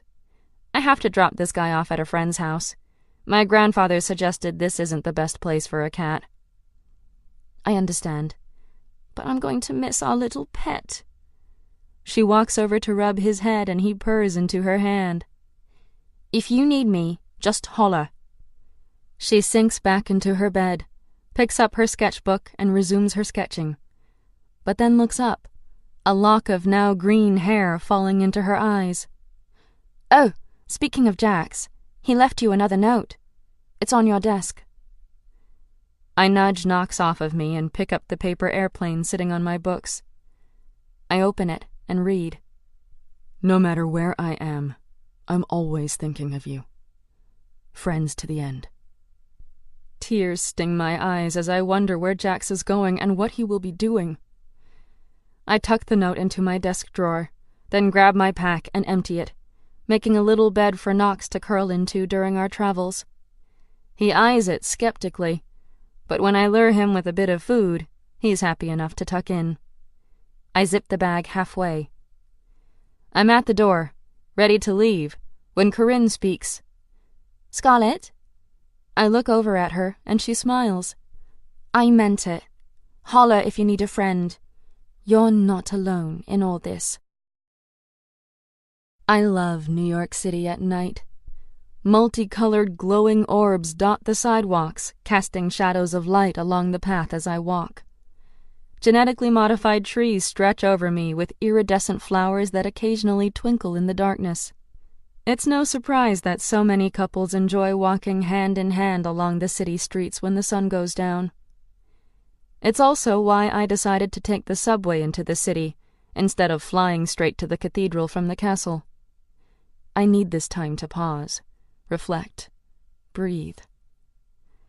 I pull Knox out of my backpack and hold him, stroking his soft black fur as I walk. He nuzzles into my arms, content to be treated like the royalty he surely imagines himself to be. I'll miss seeing him in my room, but I know he'll have a lot more freedom at the cathedral. And Zoran needs a pet, even if he doesn't know it yet. The walk through the city settles me, and after a while I find a private place to unleash my wings and head to the cathedral in search of Zoran. I arrive on the outskirts of the property and change into my Nightfall armor, then fly over the gates and into the little town that is unfolding more and more each day. It's mostly quiet this late, as many of our residents must be up early to tend to new crops and continue the construction and maintenance. I enter the cathedral and head to Zoran's room. I find him sitting by the fireplace, playing chess against himself. He looks up and smiles as I come in. I thought you had homework. I do. I can only stay for a few hours, but I brought you a present. I pull Knox out of my bag. Zoran raises an eyebrow. A cat? I pass him the restless feline. His name is Knox. He needs a good home, and my room at the castle is too small. We're raising a cat together now? I smile. Yes, so don't eat him. Zoran chuckles. I make no promises. The cat purrs and rubs against Zoran's hand, demanding to be petted.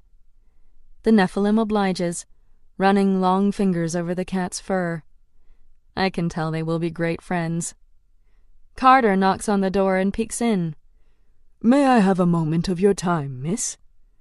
Of course. He walks in and offers me a life force. He also passes me a small golden box. I flick it open, revealing a key and paper. Your apartment is set up, he says. The address is in the box. All has been arranged. Is it safe to take my friends there? They want to see it. I think you'll find that the accommodations meet your approval. Zoran gestures to Knox. Can you set up some food and water for our new Dark Templar? I grin as Carter nods. As you wish. Carter leaves, clicking the door closed behind him, and Zoran pets the cat as he stares at the fire. Want to play a game? Zoran asks, looking at the chess game. Not really. Want to practice the way of Nyx? No. He leans back in his chair, sipping from a golden goblet. You're quieter than usual. I saw the news of the whipping.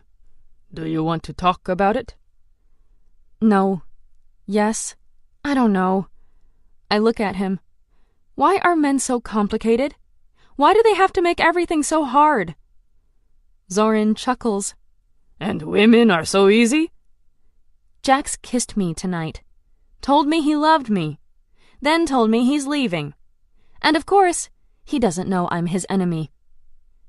Something flickers on Zoran's face, but is gone before I can figure it out. Some people are not meant to be together, no matter how hard they try. He stares into the fire. I once knew a man who loved a woman. He was an Nephilim, and she was sick. She didn't look sick, but she was. And on their wedding day, she died. What happened? I ask. Back then, we had no explanation. Now, we'd call it a brain aneurysm or a stroke.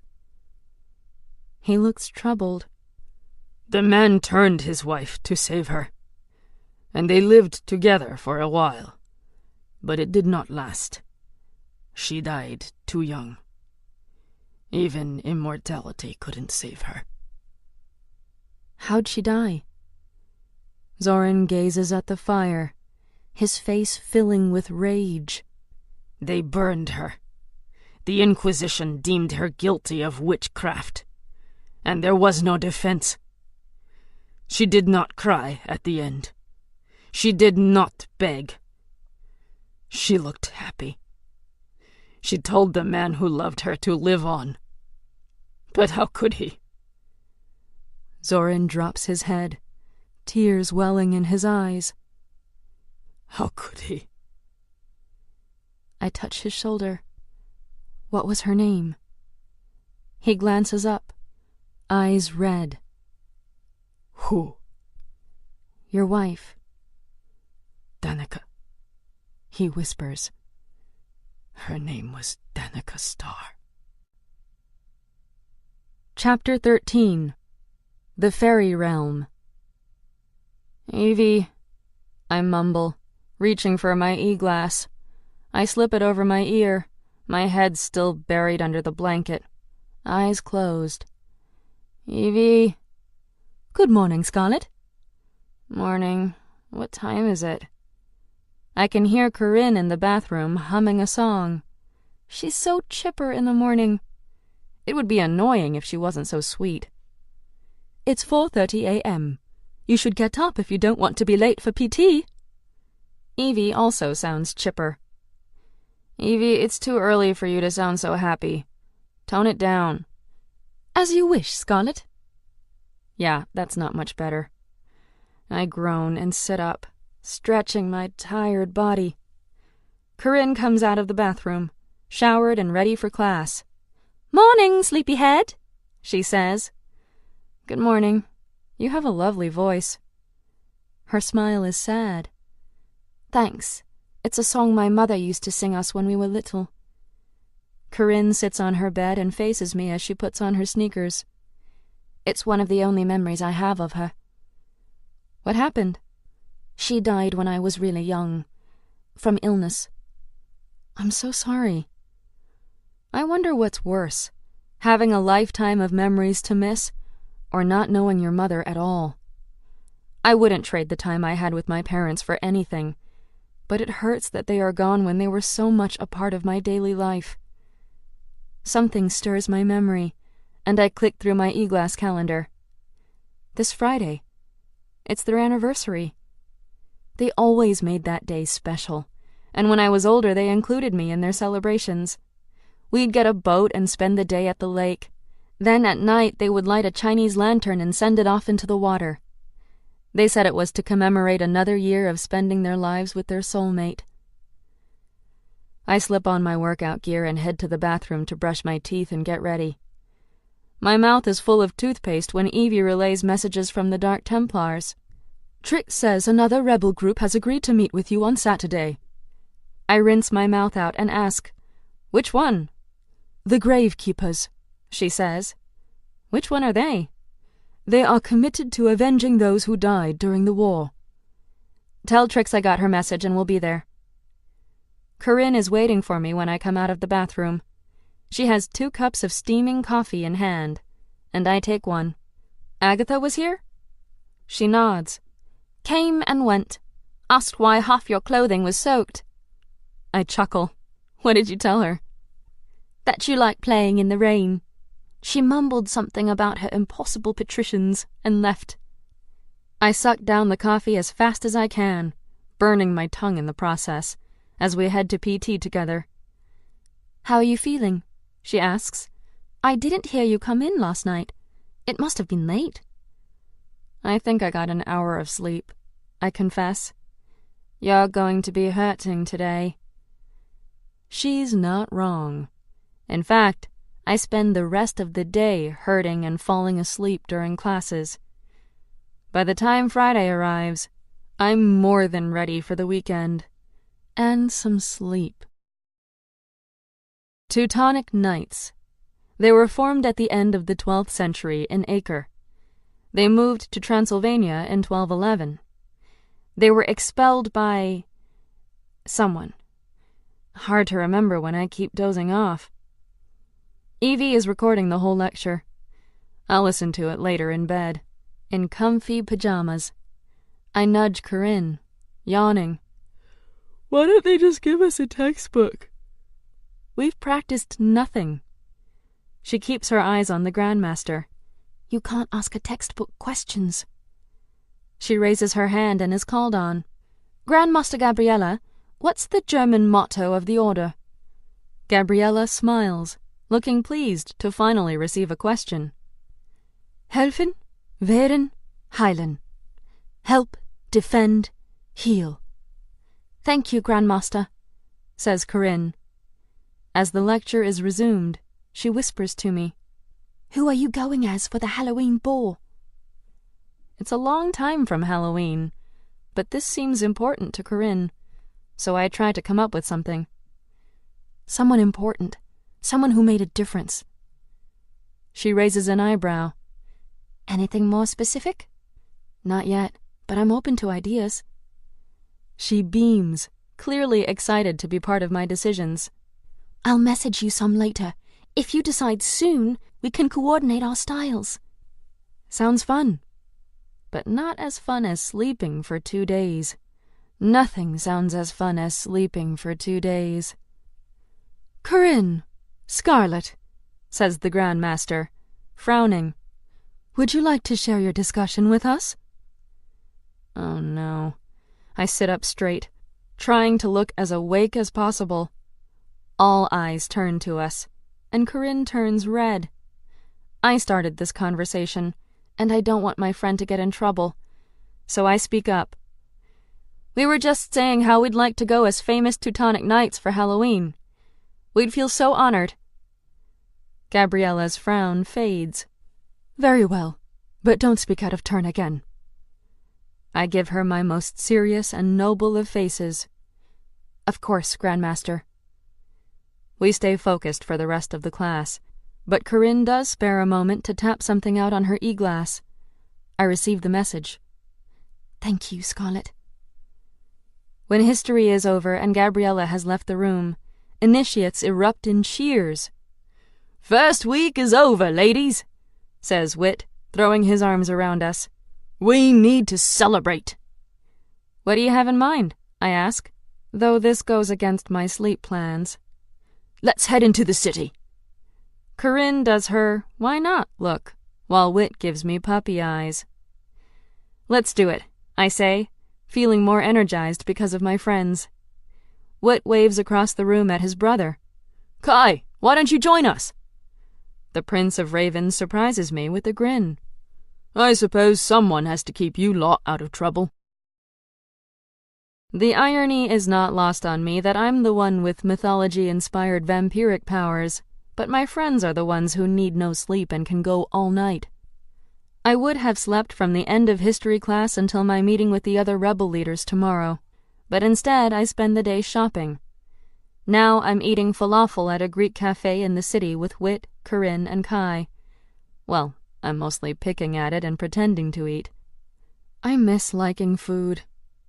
Wit is telling another story, something about ancient Greece and the theater and Dionysus, and Corinne is listening as she dips a carrot into the hummus. I eye the hummus. My brain says I should still like it, but my body disagrees vehemently. Kai pulls a small paper bag out of his backpack and hands it to me. "What's this?" I ask. Your dinner. Curious, I open it and find a bag of marshmallows, a chocolate bar, and Life Force. I look up in surprise. How did you know these things are my favorite? He rolls his eyes. It's not that hard to figure out if you pay attention. So you've been paying attention to my eating habits? I ask, stuffing a marshmallow into my mouth. Someone has to. Should I be worried? I chew and swallow. About what? About you. You don't eat much, but you're training pretty hard. I know what grief can do to a person. Starving yourself isn't going to help. I would laugh, but he's so serious and so sincere that I can't. It's true my appetite has been finicky since my parents died, but I assure you I'm healthier physically than I've ever been. The true threat to my health isn't lack of food, but lack of sleep. A girl needs her beauty rest. I say this last part in jest, but he cocks his head and stares at me, a serious expression on his face. You're beautiful enough without it.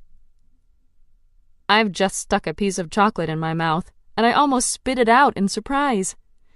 I'm spared from a response when Wit stands, claps his hands, and declares, "It's time to drink and be merry, since we've already done the eating part. For tomorrow we might die. And as everyone knows, it's best to die with a stomach full of ale, bread, and happiness." His words send a shiver through my spine, but I shrug it off. It's just an expression, not an omen. I hope. Corinne stands and grabs her sketchbook. "And why are we dying tomorrow?" Wit shrugs. "Because it gives us an excuse to eat, drink, and be merry?" I laugh and stand, grabbing my pack, which is now stuffed with new clothes I don't really need, but Corinne insisted would look brilliant on me. In her defense, she's right. They do, especially the cardigan I'm wearing now, silver with ultraviolet blue thread that glimmers and glows under certain light. It's made from a hybrid material that makes it soft but durable, and conforms to my body almost like a living thing. An Eden Fashionable, a brand I've never owned until today. Wit seems to know where he's going, so we all follow him. I'm pretty sure he has his e-glass set to find all the bars everywhere all the time. Must be a poet thing. Which I find odd, because in my, admittedly limited, drinking experience, alcohol does not improve one's ability to use words. We walk for over an hour, passing many pubs, bars, and clubs on the way. Corinne has given up on trying to draw and walk at the same time, after bumping into a few fairy fruit trees and getting the sticky, glowing fruit all over her sketch pad. That stuff never comes off. Kai is quiet as we walk, but I catch his eyes on me often, and I wonder what he's thinking. When Wit finally stops in front of a bar, I'm not impressed. From the looks on their faces, neither is anyone else. We are in a sketchy neighborhood, to start. Abandoned buildings surround us, and cars covered in graffiti line the street. I clutch my pack tighter and wonder if I need to be in Nightfall mode. The door to the club is unmarked, unless you count gang signs scrawled on it in spray paint. Wit. Corinne looks around like we're about to be attacked by thugs. Which, honestly, we might. This place is dodgy. "Fear not, fellow travelers. I know what I'm doing." He knocks on the door, and a peephole opens. A voice on the other side of the door says, "A knight in red must surrender to a fairy by another name," Wit says. I raise a questioning eyebrow at Kai, who shrugs as the door opens and we enter another world. Wit raises his arms and grins. "Welcome to the fairy realm, the most exclusive secret club in New York City." We all stand in stunned silence as we look around. It really is like stepping into a fairy realm. It's dark, but everything is aglow in light. Giant mushrooms grow from the ground and glow purple, pink, and green. Fairy fruit trees also grow everywhere, the fruit and leaves brightly shining. There's dancing in the center and a long bar to the right with drinks I've never seen before. We walk over, and Whit orders for everyone. "Give us the sampler platter," he says. "What's the sampler platter?" I ask. He winks at me and throws an arm over my shoulder. "You'll soon see." We find a table that's been roped off from the rest, and Whit pulls aside the rope and pulls a chair out for Corinne and me. "Ladies?" "Isn't this reserved for someone?" she asks. "Yes," he says. "for us." When our platter arrives, it's quite impressive. All of the drinks glow in different colors and have living edible fruit flowers growing out of them. I take a purple and pink concoction and use my tongue to tease out the flavors before I commit. The flowers taste like candy, and I drink it up greedily. "This is the most amazing thing ever," I say, already feeling a small buzz. A live band performs on a stage covered in living vines and more trees and mushrooms, their music pulsing, hypnotic. "How did you find out about this place?" Kai asks as he sips his drink. Whit grins. "I have my ways, brother." "Don't we need to show ID to prove we're at least 18 and legal drinking age?" I ask. Whit waves a hand at me. "Already handled." He downs his drink in one gulp and stands, tugging on his sport coat. "And now, the ladies await." He walks to the dance floor and has 2 girls dancing with him before he makes it all the way there. Incredible. "Your brother is certainly a ladies' man," I say to Kai. Kai smiles. "He is, but some of us prefer one over many." Corinne finishes her drink, her cheeks already pink, and she grins. "I think I'm falling in love with this place," she says. The music stops as the band leader takes the microphone. "We've just been informed that Princess Corinne of the House of Ravens is in the house." The crowd cheers, and Corinne looks up in surprise. "We're also told she has a beautiful singing voice. Who wants the princess to come sing for us?" Again the crowd erupts in cheers, and they split down the middle to give Corinne access to the stage. The lead singer, a tall man dressed like an elf, smiles and holds out a hand. "What do you say, princess? Care to share your music with us?" She shrugs and stands. "Sure." More clapping as she walks to the stage and takes the microphone, whispering to the band. We are served another round of drinks, and against my better judgment, I drink one more. Kai chuckles. "I guess we found a new favorite to add to your shortlist." I nibble at the flower and smile. Guess so. The warmth from the alcohol makes its way into my blood, and it feels good. He leans back, his purple eyes amused. "I'm guessing you've never been drunk?" I sit up straighter to compensate for what feels like weightlessness. "I have been. My parents actually got me drunk once and did a training exercise with me when I was 16. They wanted me to know what it felt like to think and work while under the influence." "Your parents sound interesting." They were. A new song starts, and Corinne begins singing. She's amazing. Her shower humming was nothing on her live performance. She owns the crowd, the stage, everything, with a haunting melody in another language. Kai grows still as he watches his sister. "I'm surprised she remembers that song." "It's the one your mom sang?" He looks at me in surprise. "Yes." "Were you very close to her before she died?" "I was, yes.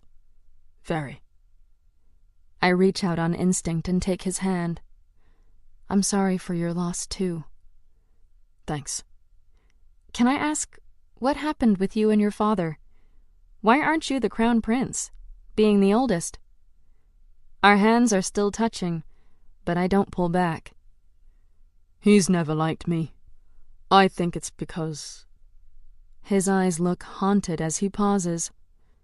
"Because I killed my mother." "What do you mean?" He looks at me. "I was sick. Really sick. She nursed me back to health, but she got sick too. Only, she didn't recover like I did. It ate away at her until there was nothing left but her shell. She died in her sleep, and my father has never forgiven me. Kai. He squeezes my hand. You don't have to say anything. I know you understand. We are silent for a few moments, listening to Corinne sing the song from his painful past. Everyone has a story. Everyone has pain. It is the shared condition of the human experience that we all hurt. We are all broken. What sets us apart is what we do with that pain. And even if I'm no longer technically human, it's a universal truth that applies across species. He grabs another glass and drinks it in one gulp, then slams it on the table. As for the crown, I don't care about that. He looks at Whit, who's now dancing with Lana from our class. They look close. Of the three of us, he says, she's the best. Whit and I both know it. She will make a great queen and leader of our people. She's smart, brave, kind, and honest. That's why you're at Castle V, isn't it? To look after them. He glances at me.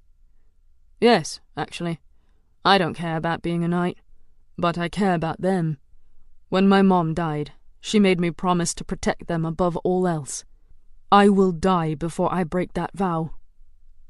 Whit interrupts as he comes over with Lana on his arm, and my hand slips back into my lap, still warm from Kai's. Ah, wonderful! More drinks, Whit says, taking one for himself and handing one to Lana. She smiles, sips it, then looks around. I need to use the bathroom. Be right back. She kisses Whit on the cheek and scampers off. Kai leans forward and frowns. Be careful, brother. Everyone knows that girl is after a title. She's only using you for your royal blood. Whit's grin widens, and he holds up a drink. Excellent, because I'm only after those lips. We're all a bit tipsy as we leave the club and head to my apartment. I'd already looked up the directions so I wouldn't look like a fool when I took my friends there. But it's late. I'm tired. I've been drinking, and New York is a big place. So after turning the wrong corner and heading in the opposite direction, I stop, stumble into a fruit fairy tree, and try to focus my brain. Kai nudges my arm. You do know where you live, right? I narrow my eyes at him. Yes, but I'm still new here. Scarlet, Evie says into my ear, do you need help finding the apartment? Yes! Kai looks at me. Yes, what? Nothing, I say, as my AI and most favorite non-person ever rescues me from myself and talks me through the directions. I'm getting more and more nervous as we near the building. It's an impressive-looking complex in the heart of Tribeca, an artsy and very upscale neighborhood. Since I'm the only one here who grew up plebe, this probably impresses me a lot more than it does the royal and the rich, but even they look sufficiently pleased with the neighborhood. I love shopping around here, says Lana, as she hangs on Whit's arm. They have the best of everything. I nod as if I know or care about the best of everything. As we approach the complex, a doorman in uniform opens the door for us. He's an older gentleman, with a tailored look and kind eyes. Good evening, Miss Knight. It's nice to see you again. I cover the shock I feel with a smile. Good evening. Thank you. He casually taps his name badge, and I realize he must be in the employment of Zoran or Carter. Jaspin, thank you, I say. These are my friends. We take the elevator to the penthouse apartment, which requires a special key, and we step directly into my apartment. If having a doorman I've never seen recognize me was a shock, seeing my apartment is triply so. It's decorated exactly as I would have decorated if I'd had time and money to do so, with brightly colored accents and deep, overstuffed furniture. There are books lining the walls, and a few really beautiful framed photographs of aerial shots of Montana. There's even a portrait of me with my parents hanging on the wall. It stuns me to see them, In color.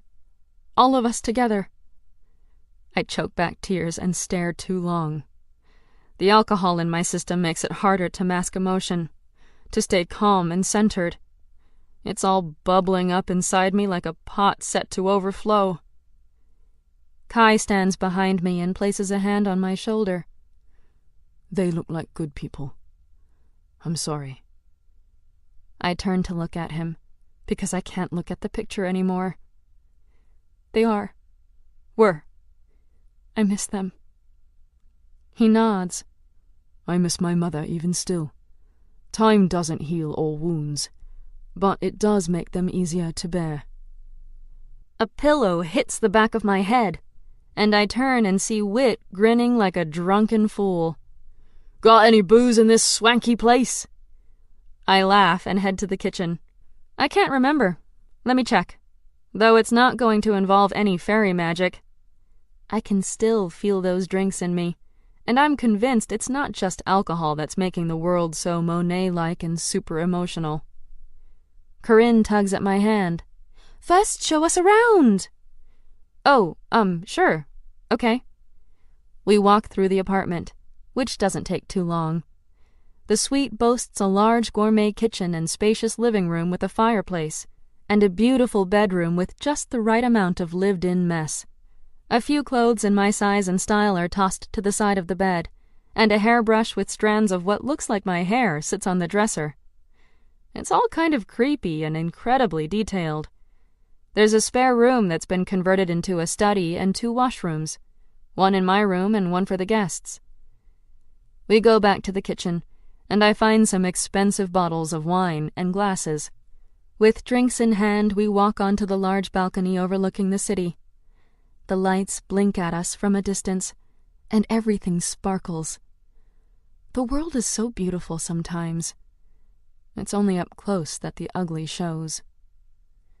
Whit sinks into one of the lounge chairs, pulling Lana to his lap. Corinne takes a seat next to them, but Kai stands by me as we sip our wine. I kind of love my apartment, as it turns out, and might have to find time to visit it for real. We spend the rest of the evening talking about our childhoods and comparing stories. I'm amazed at the differences in our childhoods. They've led lives of expectation and privilege, but also with no privacy or freedom. For the first time, I'm glad my parents kept me from the orders for as long as they did. Being a plebe wasn't so bad, though of course I'm glossing over the despair, the poverty, the lack of food. Being a plebe for me might not have been that bad, but I'm starting to realize that my parents cushioned our low-class life with luxuries most weren't privy to. We leave the city before sunrise, as the deep dusk of night begins to give way to the blush of a new dawn. When we reach Castle V, I excuse myself. I need to get some air before coming to bed. Corinne nods, and Whit sings drunken songs about pirates and princesses. Kai guides his brother back to their shared room. I head around the castle to the water's edge. There's a full moon in the sky, full and glowing with a ring of haze around it. It's my favorite kind of moon. I open my pack and pull out a Chinese lantern I picked up in Chinatown today. I light the candle at its center and stare out into the water and night sky, my throat burning with emotion. Happy anniversary, Mom and Dad, I say to the night, to their souls, to whoever listens to the prayers of orphaned girls. I miss you, and I wish you were here. Aw, how sweet. The biter lover misses her mommy. The voice startles my foggy, alcohol-addled mind, and I turn in shock just as something metal slams into my skull and sends my brain bouncing around.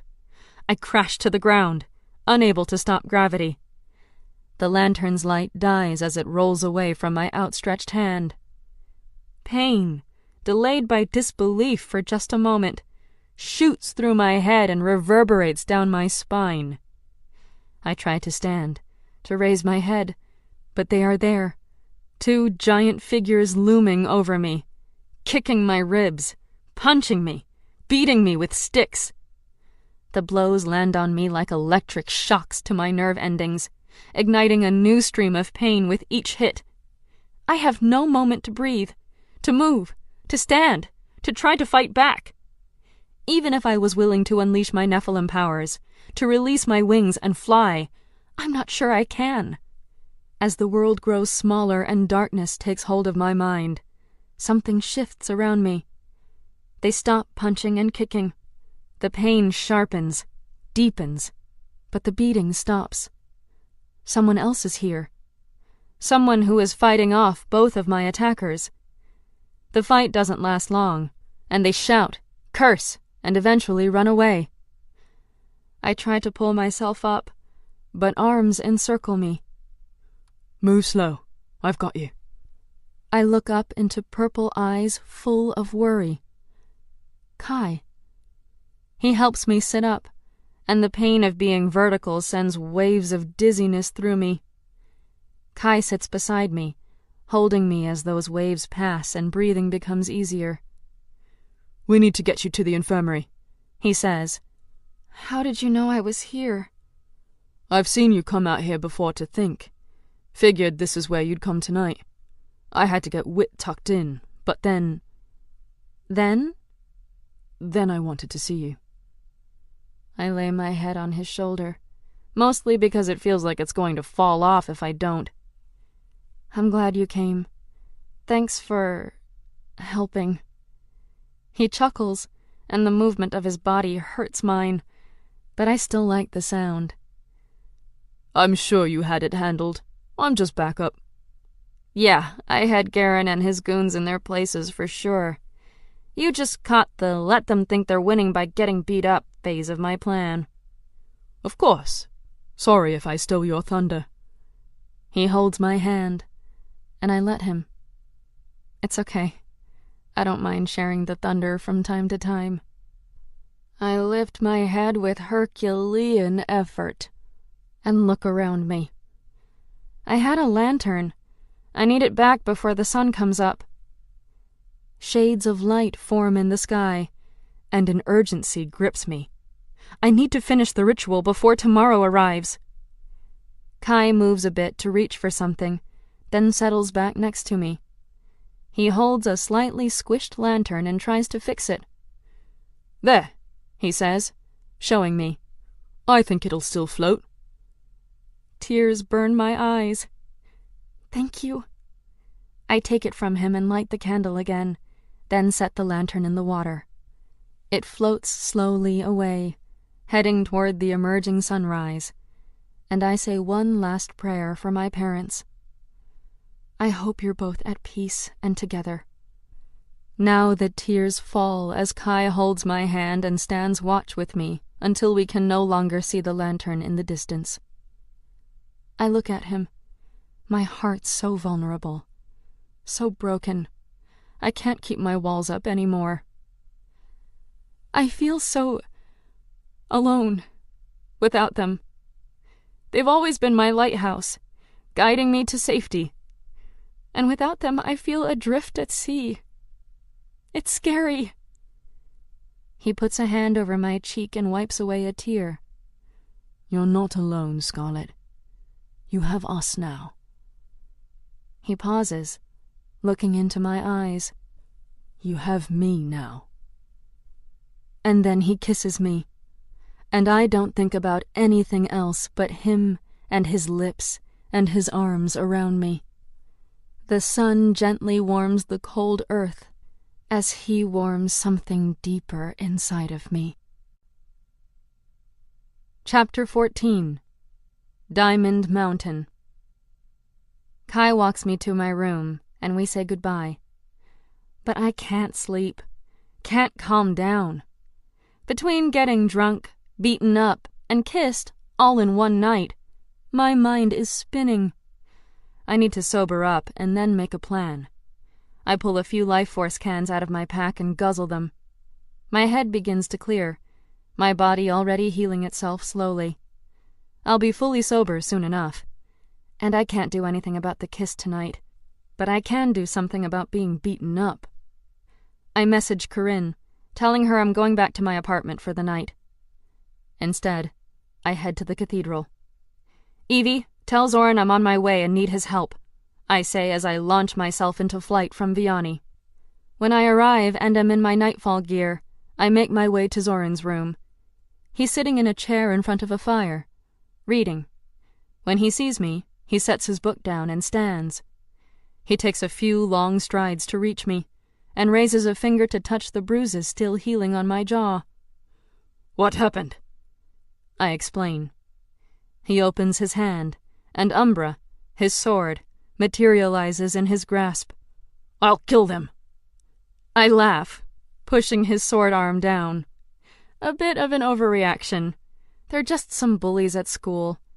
Teach me to fight better, without a sword or wings. He nods, letting Umbra evaporate, and messages TR and Trix. We meet in the training pit within the catacombs, rather than the training hall. Zoran sits on a rock as Trix and TR circle me on the sand. You were unprepared for multiple opponents, says Zoran, popping a marshmallow into his mouth. That can't happen again. Never allow yourself to be directly between two attackers. I shuffle backwards, positioning myself at the edge of the circle, so Trix and TR no longer surround me. They jump to the sides, flanking me once again. Keep moving, says Zoran. Position yourself so they are in a straight line and can't both attack you at once. I do as he says, moving around Trix and TR. They try to reposition, but they can't get behind me. Not bad, Anne, says Trix, smirking. Now, says Zoran, let's see how you do in a fight. Trix lunges forward, kicking at my torso. I evade backwards and counterstrike. She blocks. I'm about to strike again when TR punches me in the back. I forgot to keep moving. I shrug off the blow and try again. I stop striking and focus on my position and defense. I keep TR and Trix in a straight line, and only one of them can attack me at once. It makes blocking much easier. Trix tries another kick. I deflect it. Now, I'm ready to strike. I throw a series of punches, my third managing to hit her chest. She stumbles backwards into TR. He helps her stand. I use their delay to throw a kick at TR's chest. Zoran lands in front of me and blocks. Fighting 3 or more is harder, he says, starting to circle me along with TR and Trix. But the same concept applies. Move in bursts, causing your opponents to change direction. If they're close, they may trip each other. When they're off balance, focus on a single target. I dash around the arena, trying to keep them in a line. I manage to control TR and Trix, but Zoran maneuvers too quickly. When they strike, I evade, and their blows get in each other's way. TR loses his solid stance, and I kick him behind the knee, knocking him to the ground. Someone grabs my wrist from behind and pulls me to my knees. Zoran. He smiles. Why are you stopping? Have you won? I break free and kick him away. We practice late into the night. We end our training near sunrise and depart for our bedrooms. I feel more confident in facing Garen and his friends again. Still, I can't sleep. I walk to the roof, hoping to find Zoran. I find TR instead. He sits on the edge, staring at the horizon while nursing a beer. You fought well, Nightfall. I sit beside him. You too. The military trained you well. Trix and I learned a lot. Too much, maybe. Sometimes the less you know, the happier you are. I understand. Trix told me she volunteered because of a boy. He raises an eyebrow. Did she? Did she mean you? He shakes his head. She met my brother. Max, Trix, and I grew up together. We were friends. When Trix tested Zenith, we looked out for her. Then we grew older, and Max and Trix became something more. When Max was conscripted, Trix joined to stay with him. They married the day we departed for camp. There's sadness in his eyes. Max is gone, isn't he? TR nods. Max, Trix, and I joined near the end of the war. Except it didn't feel like war. We were the cleanup crew, tasked with finding the remaining Nephilim and eliminating them. We did as we were told for a long time. Did a lot of things I wouldn't do now. I imagine a life of murder. What would that do to a person? What has it done to TR? One day, says TR, we located a Sunrise family. First time I saw Nephilim children. 2 of them. Max refused to kill them. We agreed, but my older brother, he led the argument like he always did, and our commanding officer shot him dead. I clutched the token of strife around my neck, sharing in his pain. TR continues. Trix killed the officer, and we deserted. Others left the army too. They saw the slaughter for what it was. We joined up together, bit by bit, until we had an army of our own. Trix was the zenith, so people followed her lead. We decided to attack the Vatican. I'm sure you heard how that ended. I nod. It ended in defeat. I'm sorry about your brother. I lost my parents recently, and I know the pain doesn't go away. There's ways to numb it. He sips his beer. And who knows, maybe one day the pain will leave forever. Maybe when I have my revenge. But TR had his, and he doesn't look happy. Is this the path he wants? Why do you fight for the rebels? I ask. He doesn't reply. It's for her, isn't it? I say. You volunteered for Trix. You're still fighting for Trix. He matches my eyes. She can't know how I feel. Why not? Because she loved my brother. I can't take that away from them. I touch his hand gently. Doesn't Trix deserve to know?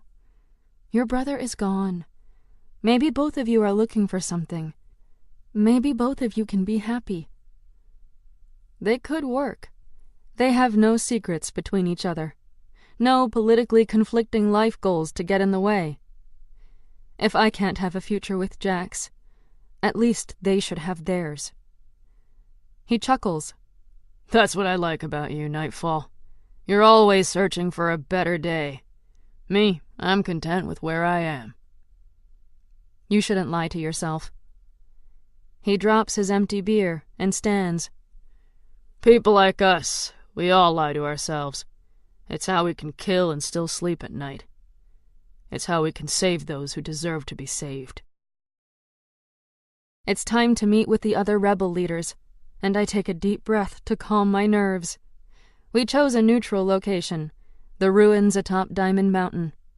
It's only a few hours from the cathedral and was once the meeting place between the Twilight Queen and the Four Orders. It's where the Nephilim War began. Moonlight shines off stone pillars that once made a circle. Now half of them lie crushed in the dust.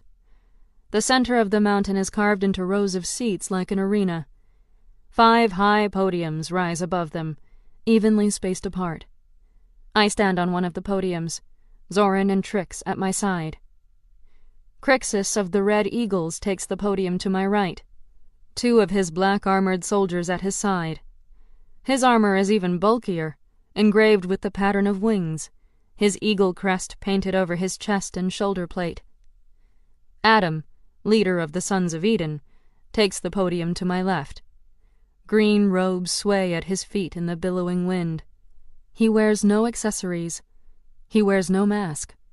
His face is etched with scars and wrinkles, and his gray hair is cropped short. Trix whispers in my ear, "It's said he's never altered his appearance through unnatural means. If you want the Sons of Eden on your side, you must oppose genetic modification." I'm not sure that I do. Corinne has showed me many cures discovered through genetic research, but I don't have to support that research here. Thank you, Trix. Anything you can tell me about the Red Eagles? Nothing new. They attack warehouses, collect weapons. They seem to have no other goal. However, Crixus is named after the gladiator who marched on Rome with an army of slaves. I know. I'm glad he's already contacted me to discuss an alliance, but I don't know what he wants, and that worries me. Smaller groups occupy the remaining 3 podiums. The Gravekeepers, who fight for those unjustly killed in the wars. The Plebes, who oppose royalty. Good thing they don't know my real identity. And the Barons, who seek to hurt the orders. Groups with no names, or names barely known, sit amongst the audience, along with supporters of the largest 5. There are hundreds of all color and age. We are ready. I signal TR, who rings an enormous bell at the center of the mountain. It thunders through the stone and air, quieting all. I speak, my voice amplified and disguised by my e-glass. United we stand. Divided we fall. Since the beginning of man, this has been true. And yet, our world stands divided. Orders and rebels, zeniths and humans, kings and servants, knights and citizens, patricians and plebeians, all vying for power, all vying to rise when others fall. I pause, letting my words sink in. It is time to end the divide. It is time we stand united. And who will lead us? Asks Adam. You? The crowd echoes his question, anger radiating through them. One does not have to be above many, I respond. People can choose their representatives, and thus the people lead. Adam gestures around. They've already chosen their representatives.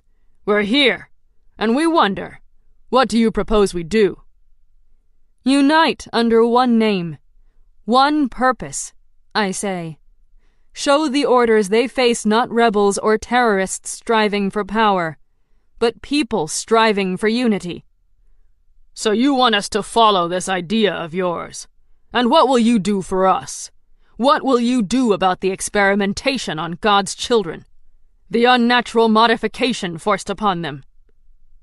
We'll do what everyone decides is best. We know what's best, roars Adam. Destroy the Hospitallers! Stop their heathen desecration of our people! The crowd cheers at his words. I'm losing control.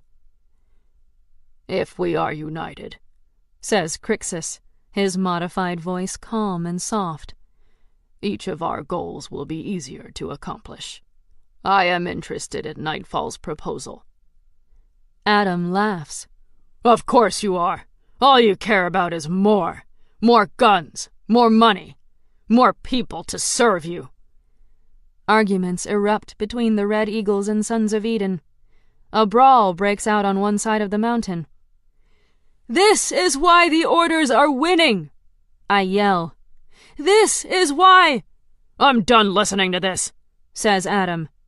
When I saw the video of you and Varian, I thought you had some sense. But you're just another Nephilim who thinks she knows best. We're done with Nephilim. Sons of Eden, we depart. Let the girl play with the eagles. We have matters of worth to attend to. He leaves the podium, his supporters rushing out of the arena. The smaller groups follow. The Red Eagles alone remain. This is not what I expected, I say. Zoran shakes his head. You did what you could. Most of them never came here to listen. They came to follow Adam, and Adam came to establish dominance. I remember my first lesson with Kira. They fall prey to a silver tongue. I ask them to think for themselves, but why would they? For most, following is easier. But not us, says Crixus, approaching our podium with 2 soldiers. For us, to follow something we do not believe is worse than death. You ask the people to believe. You ask them to believe in themselves. But they cannot. They are not ready. I turn to face him. So what can I do? Let us speak in private, and I shall tell you. I nod to Trix and Zoran. It's okay. Crixus gestures his guards away. Trix and Zoran follow them, though I can tell by his rigid jaw Zoran is not pleased. Crixus sighs, sitting on the short stone wall around the podium. Here is your answer. Give them something else to believe. It is what Adam does. And what about you?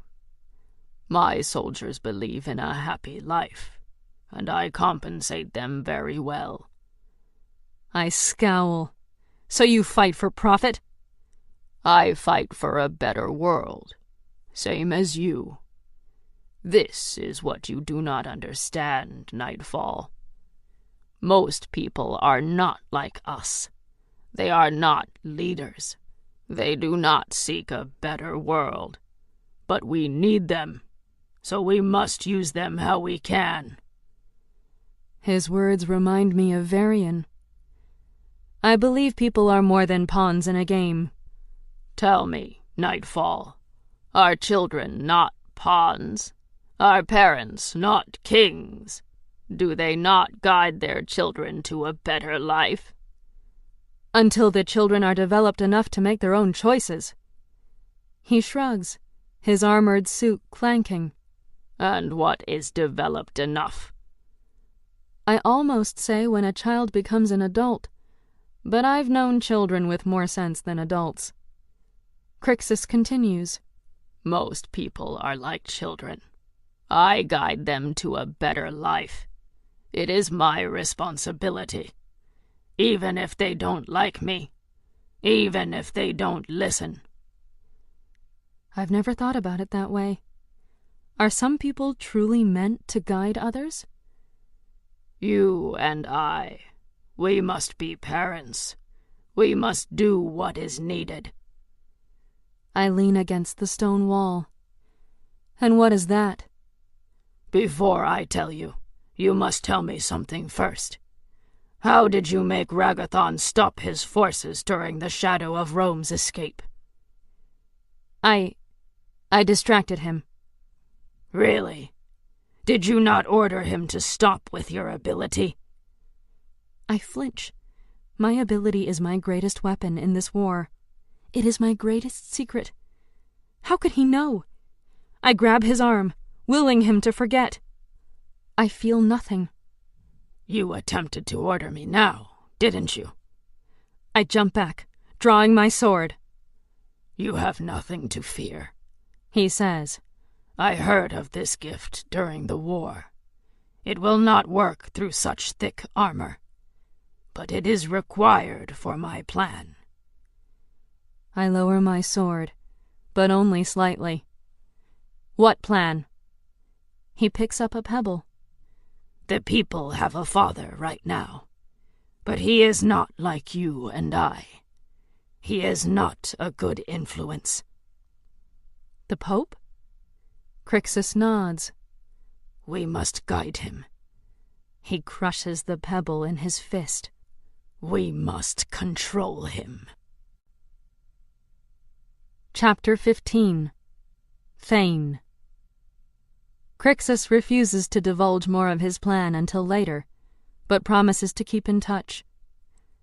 I arrive back at the castle late Sunday night, crawling into bed quietly so I don't disturb Corinne. In my dreams, I'm kissing Jax, and he turns into Kai, and my heart is so very confused. And I can't afford confused right now, not with everything else going on. But at least those are better than the dreams of all my friends being crushed into dust by a giant fist. I know they'll want to know what happened to me this weekend, and Kai undoubtedly wants to talk. But I oversleep the next morning and am late to PT. I don't know what I feel for Kai, so I'm not ready to talk to him. What I need is some good old-fashioned vengeance, which is what I'm going to get today in combat class. But when Varian shows up with his new assistant by his side, my heart sinks. I hiss in Corinne's ear. "Isn't that Thane? The jerk you grew up with who harassed us at the theater?" She nods, looking equally unhappy. In fact, none of my royal friends look thrilled that Thane will be a new regular in our lives. I trust you'll give Thane the respect he deserves while he's working with us, Varian says. I snicker under my breath. I can give him what he deserves. No problem. We might just have different definitions of what that is. When Varian announces he has a meeting and is leaving Thane in charge, I want to ditch class. But I can't, because once free sparring time comes, I pounce. I'd like to do the first duel, I say. Thane sneers at me. Fine. Who do you challenge? I look around the class and spot my two assailants. Garen and Bart. Garen and his buddy turn to look at me. Garen with a gloating smile. Come get it, honey. I'll take you on any day and leave you wishing you'd never come here. Kai frowns and looks like he's about to stop me, but I shake my head slightly. I need to do this. I'm ready. Thane allows the fight, probably because he wants to see me lose. The two goons come to the middle with me, and we begin. They try to surround me, but I use what Zoran taught me to keep them in a line. I feel my power pouring through my veins, but I don't let it out in a great show like before. I let it trickle into me, giving me an edge of speed, of strength, of faster reflexes. When Garen and Bart run into each other, I kick them in the knees, knocking them both down.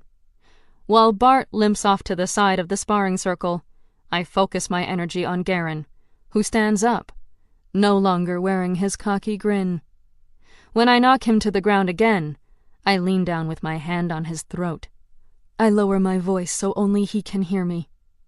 If you ever touch me or my friends again, I will end you. Got it? He doesn't respond, and I press my thumb into his trachea, cutting off airflow. Got it? He nods, his face a vision of hate and loathing as he struggles for breath. I pull away, and he sucks in air. And then something hits me in the back, and I fall into the dirt. I look up to see Thane smiling at me. And now you're dead, Knight.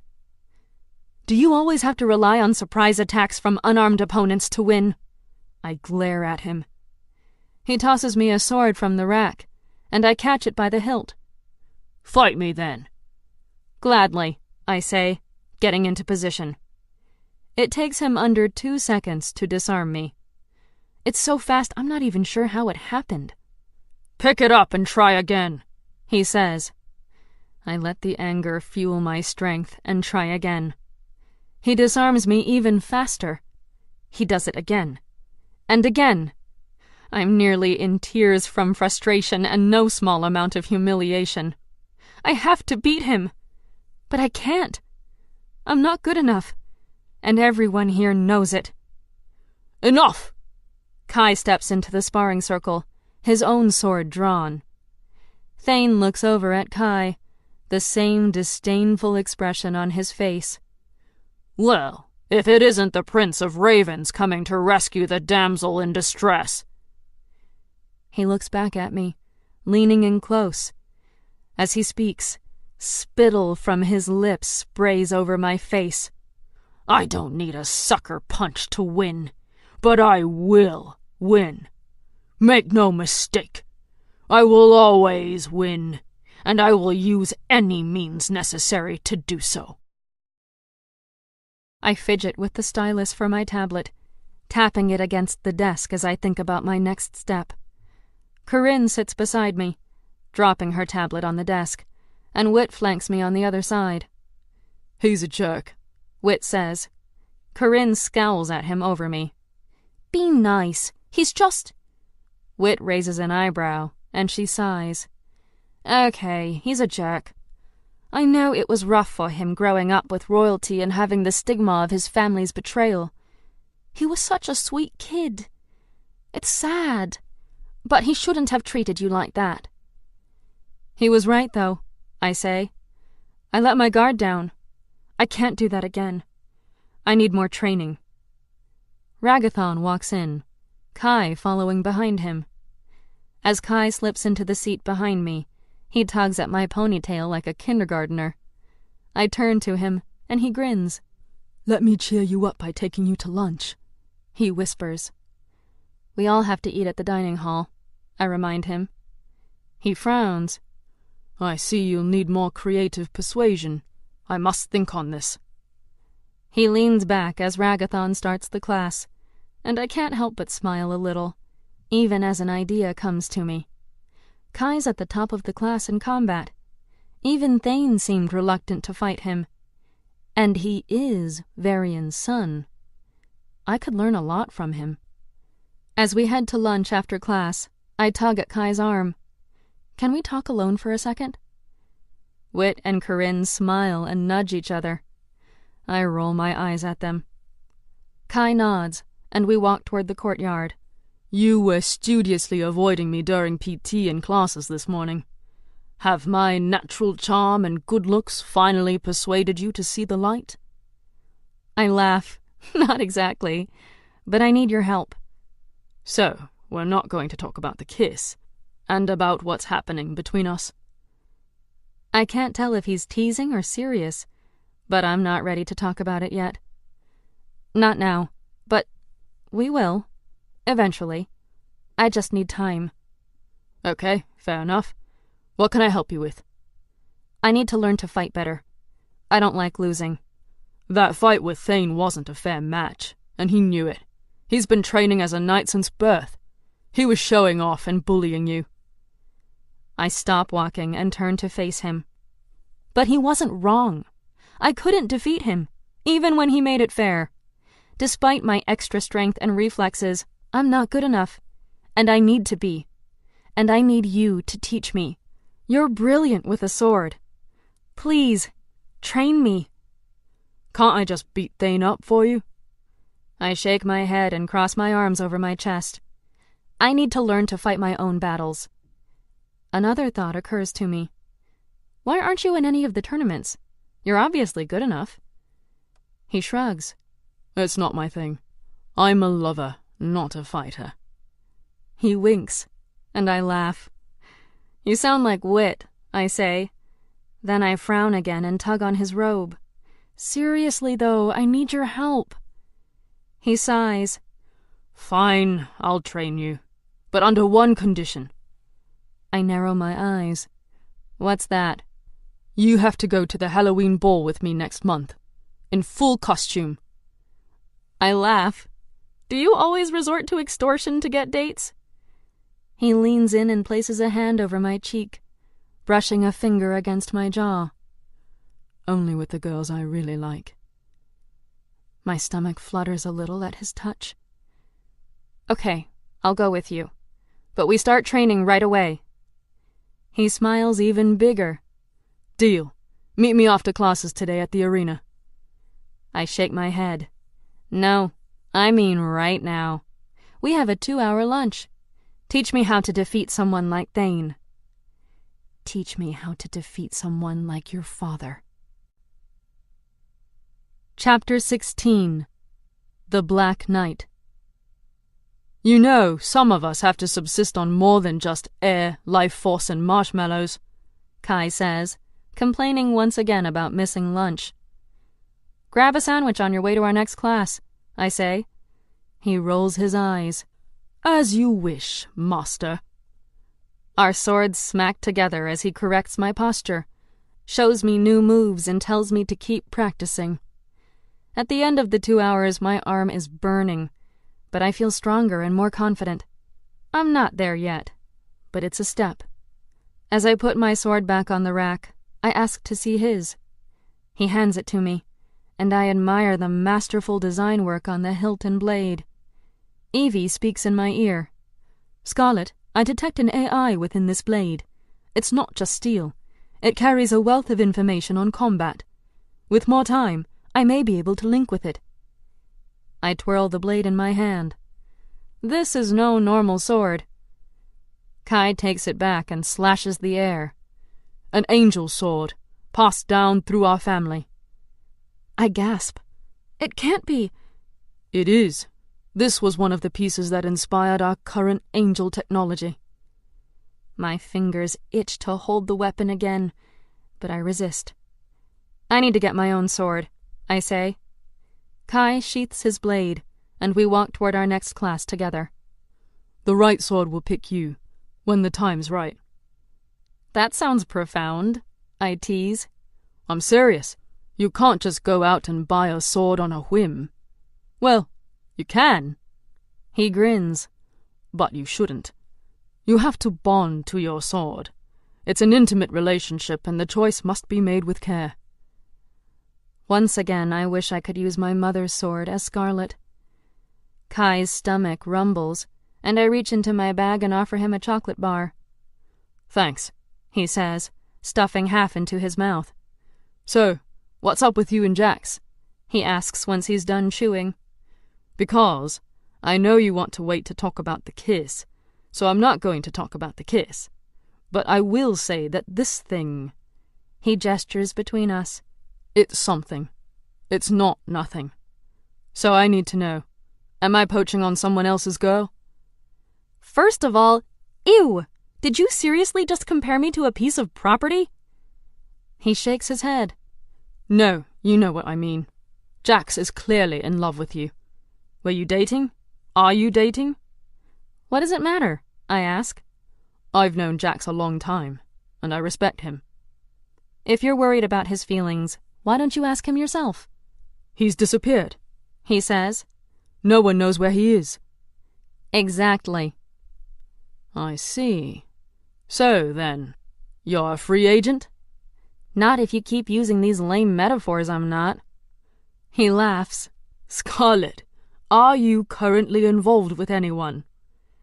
No, I say honestly. I'm not. Okay, then. But I should warn you, I tell him. We stop in front of our class, my hand on the door. I'm not really dating material right now. He puts a hand over mine and gently squeezes.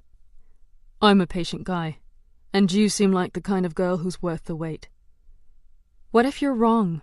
I ask, looking into his purple eyes. What if I end up hurting you? He cocks his head.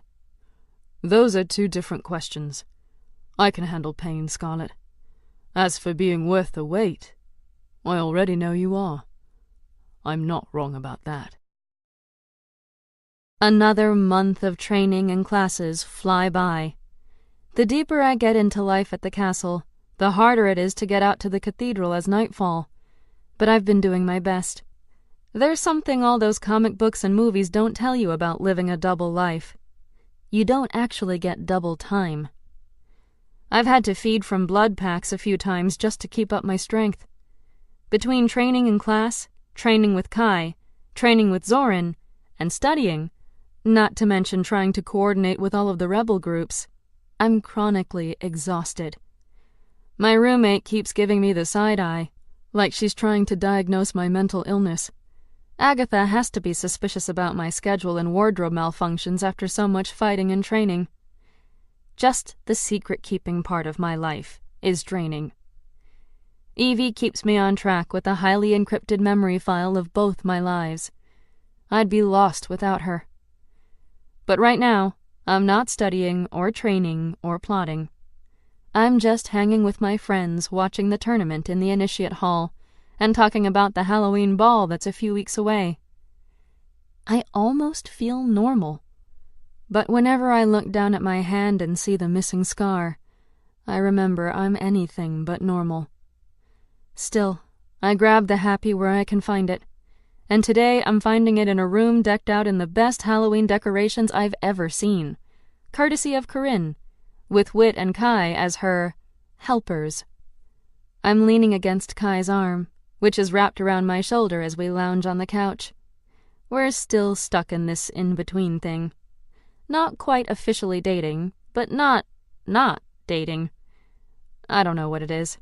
All I know is he makes me laugh, and I need more laughter in my life. And I haven't heard from Jax since he left. There will always be a piece of my heart that belongs to Jax, and I can't really be with Kai for the same reasons I can't be with anyone. I'm Nightfall. I'm enemy number 1. But I'm also just a girl who needs some happiness, some laughter, some kindness in her life. Kai offers that, and I'm too selfish to say no to him.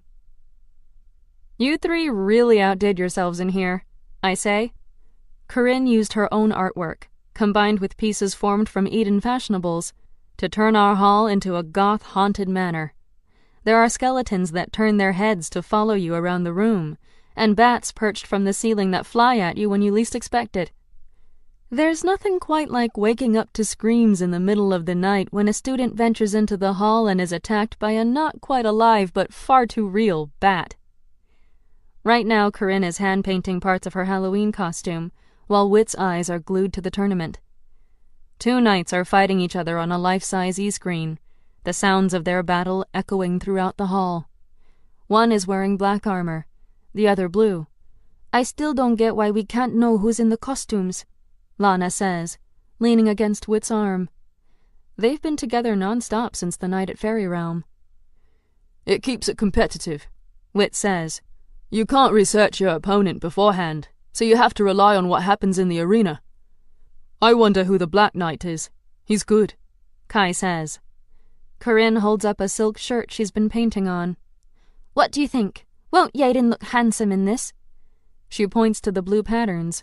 This is a perfect match for his eyes. Are you two hanging out a lot?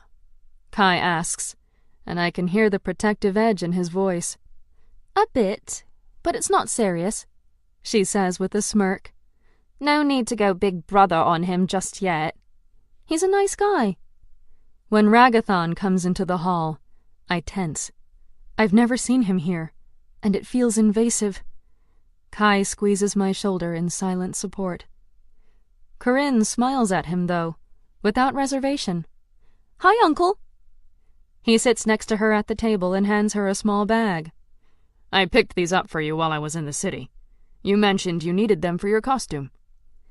She opens the bags and examines the different colored beads with a large smile. Thank you! These are perfect! She leans over to hug him, and I'm pretty sure my jaw drops to the floor. I've never seen Ragathon be nice before, except in that one vision. You're doing a great job on this, he says, gently touching the hem. It's lovely. She smiles and returns to her work as Ragathon looks up at the knights fighting. Who's your money on? He asks Whit. The Black Knight, Whit says, though I think the White Knight is going to be a close contender. I agree, the Grandmaster says. Kai chuckles. Are you two actually betting? Whit looks down and grins, and Ragathon raises an eyebrow. Of course not, says Ragathon. It's just a turn of phrase. How's your training coming, Kai? Kai shrugs. As good as can be expected, given Father's growing influence. Ragathon scowls. My brother does have a way of ticking people off. Sure, Varian is the one who irritates people. Ragathon looks at me with another scowl, as if I'm right up there with Varian on the ticking people off scale. Maybe I am. You two have been spending a lot of time together lately, he says to me. It seems everywhere I turn, there you are. I'm about to tell him that Kai is training me, but Kai responds first. We're dating, he says, pulling me closer. He says it in a tone that allows for no argument, and Ragathon sighs and stands. I'll leave you kids to it then. Have fun. After he leaves, my body relaxes. Your uncle doesn't like me. He doesn't like many people, Kai says. He seems to like you three, I say. Everyone has a soft spot, Corinne says. He's not all bad. There's something I've been curious about, though. He looks older than Varian. Why isn't he king? Kai looks at his brother and sister and then at me. He and our father fell in love with the same woman. Our mother. She loved them both in their own way, I think, but in the end she chose our father. Ragathon banished himself to North America to teach here, and did everything he could to dissociate with our family. He's married now, right? With a child of his own? The librarian. The memory. Little pieces of Ragathon that don't fit the man I see every day. Corinne nods, looking up from her painting. I think he loves us because of our mother. He never really got over her. He sees her in us. Especially Corinne, Kai says. She looks just like our mother. I turn to Kai. Why did you tell him we're dating? I love my uncle, he says, but I see how he treats you, and it's not okay. This was my way of telling him to back off. Your family. Corinne grins. I, for one, love seeing you two together. When are you going to make it official? Wit joins in the teasing. Then I can write epic poems about my big brother and his great love. Kai lightly punches Wit's shoulder. We'll go public with our relationship as soon as Scarlett here admits she can't stand the thought of living without me. I roll my eyes at him. You don't have high demands of a new relationship, do you? Ah, so you admit this is a relationship, then? We've made progress. I turn to Wit, ready to change the subject. What are you and Lana going as? Something dripping in romantic tragedy, I'm guessing. How right you are, he says with a wink. Lana smiles too, her dark eyes happy. We're going as Lancelot and Guinevere. What about you and Kai? What are you going as? We don't know yet, I admit. Kai nudges me. I wanted to go as Romeo and Juliet. But their love story is stupid and they both die like idiots, so no. Wit jumps up and shouts, and I look up to see the Black Knight winning another round. I cannot wait for December. This is going to be the most epic tournament festival ever. My mouth is full of chocolate when my day of lounging with friends is interrupted by a message from Zoran. Need to meet in Times Square. Important. I swallow too much at once and nearly gag. I text Zoran from my wrist keyboard telling him I'm on my way.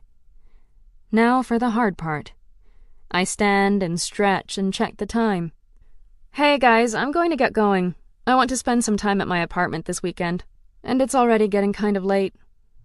Corinne frowns. You're always taking off alone. What do you do by yourself all the time? This is so hard. I hate lying, even though what I'm about to say isn't actually a lie. I'm sorry, it's just, I'm still dealing with a lot from my parents' death, and sometimes it gets to be too much. I'm not used to living around so many people. Keep in mind, I grew up an only child, homeschooled in isolated Montana. Wit shrugs. Fare thee well, lovely maiden. Forget not about thy loyal friends. I smile at him. Never. And I won't be gone all weekend. I just need rest. I'm dead on my feet from all the training, and it's impossible to sleep here. Corinne nods, her face finally relaxing. That's true. And you do need sleep. I can hear you tossing and turning most nights, even for the few hours you're in bed. You must be knackered. I've never shared a room before, I tell her, truthfully. Have a nice weekend, she says. We'll miss you. She looks pointedly at Kai. I walk out, but Kai follows me and places a hand on my arm. I think he's going to give me a hard time, but instead he smiles kindly. I know it's easy for everyone to forget what you've gone through. You handle it so well. And life at Castle V makes the world out there seem less real at times. He holds my hands between his, warming them. But I get it. Just know I'm here for you if you need me. He kisses my forehead and walks away, and I feel like the worst human being ever for lying to such good people. For lying to my friends. I meet Zoran at Times Square, and we sit together on a bench. He wears a long black coat. We both stare at the city.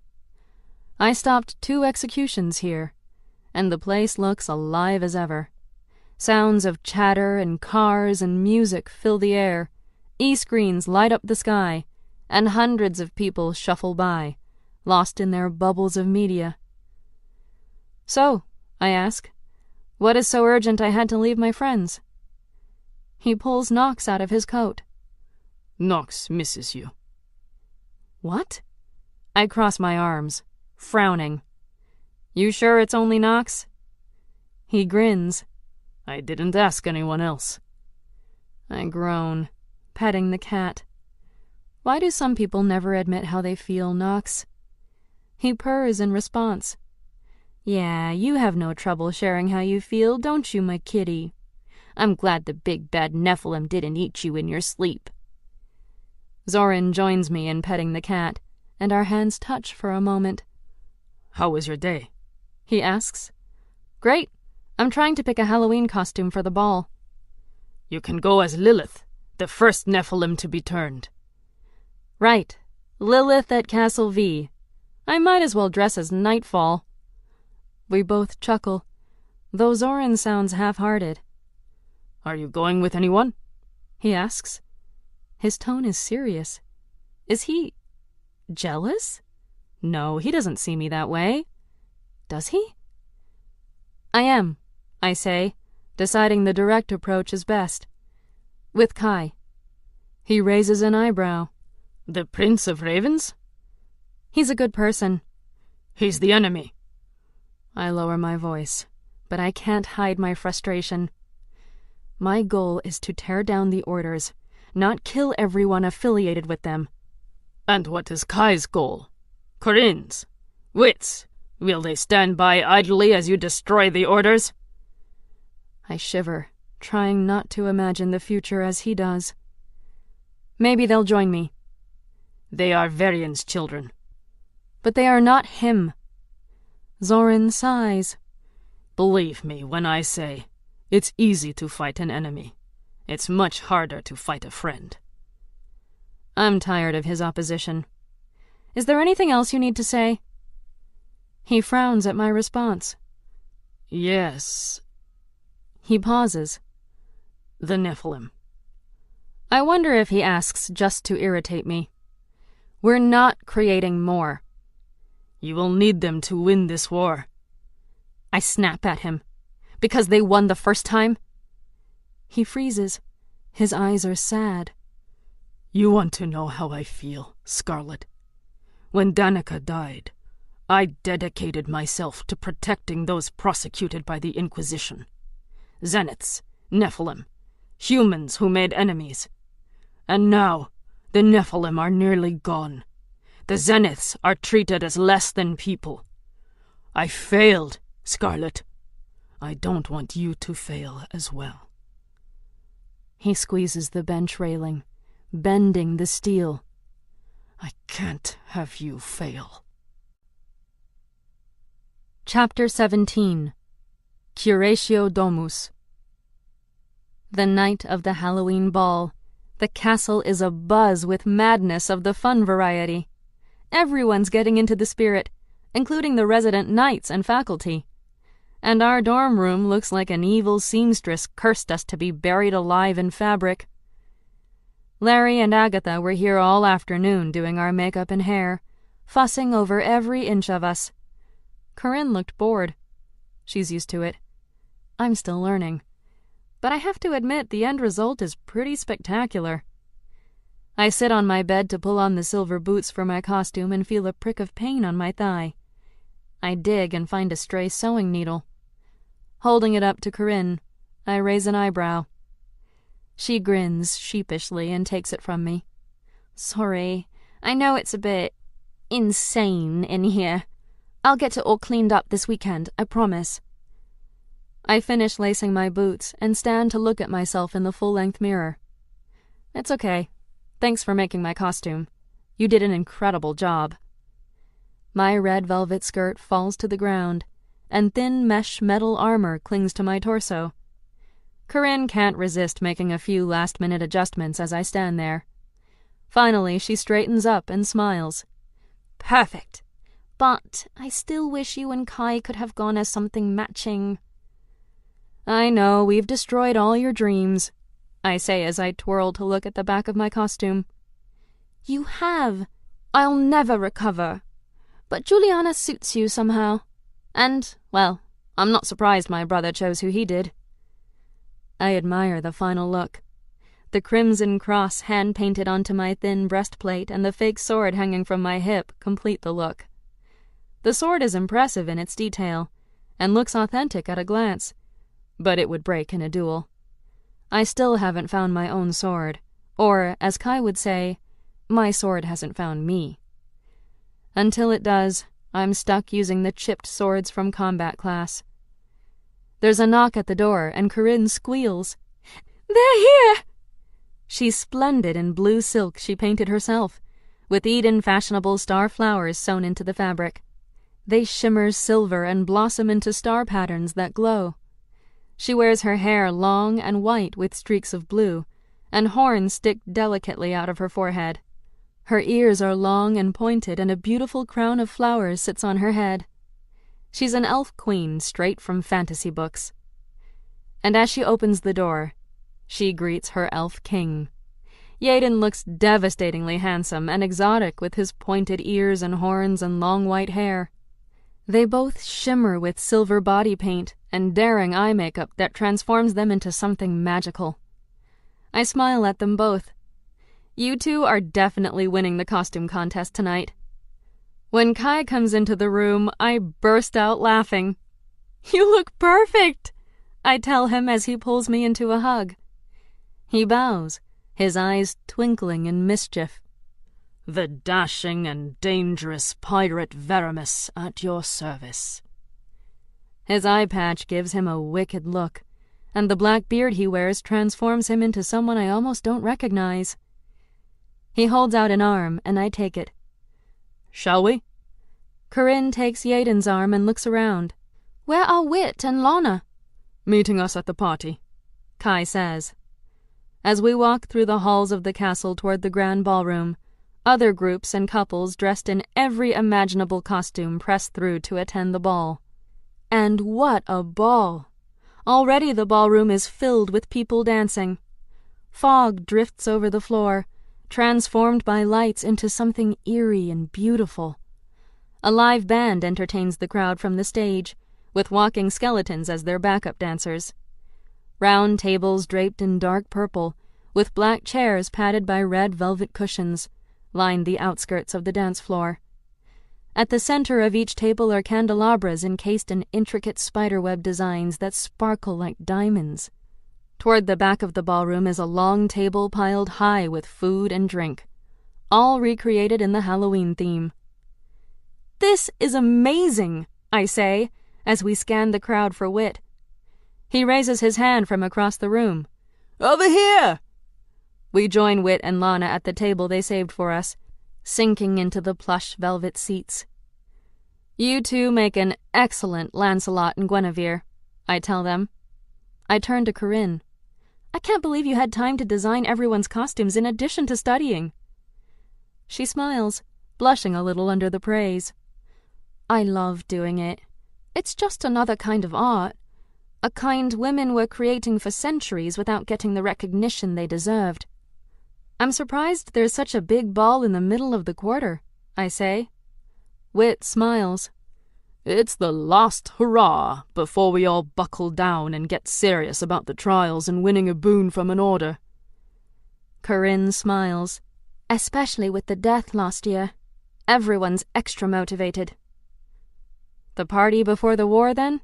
I ask. Yaden nods. "Basically." Kai stands and offers me a hand.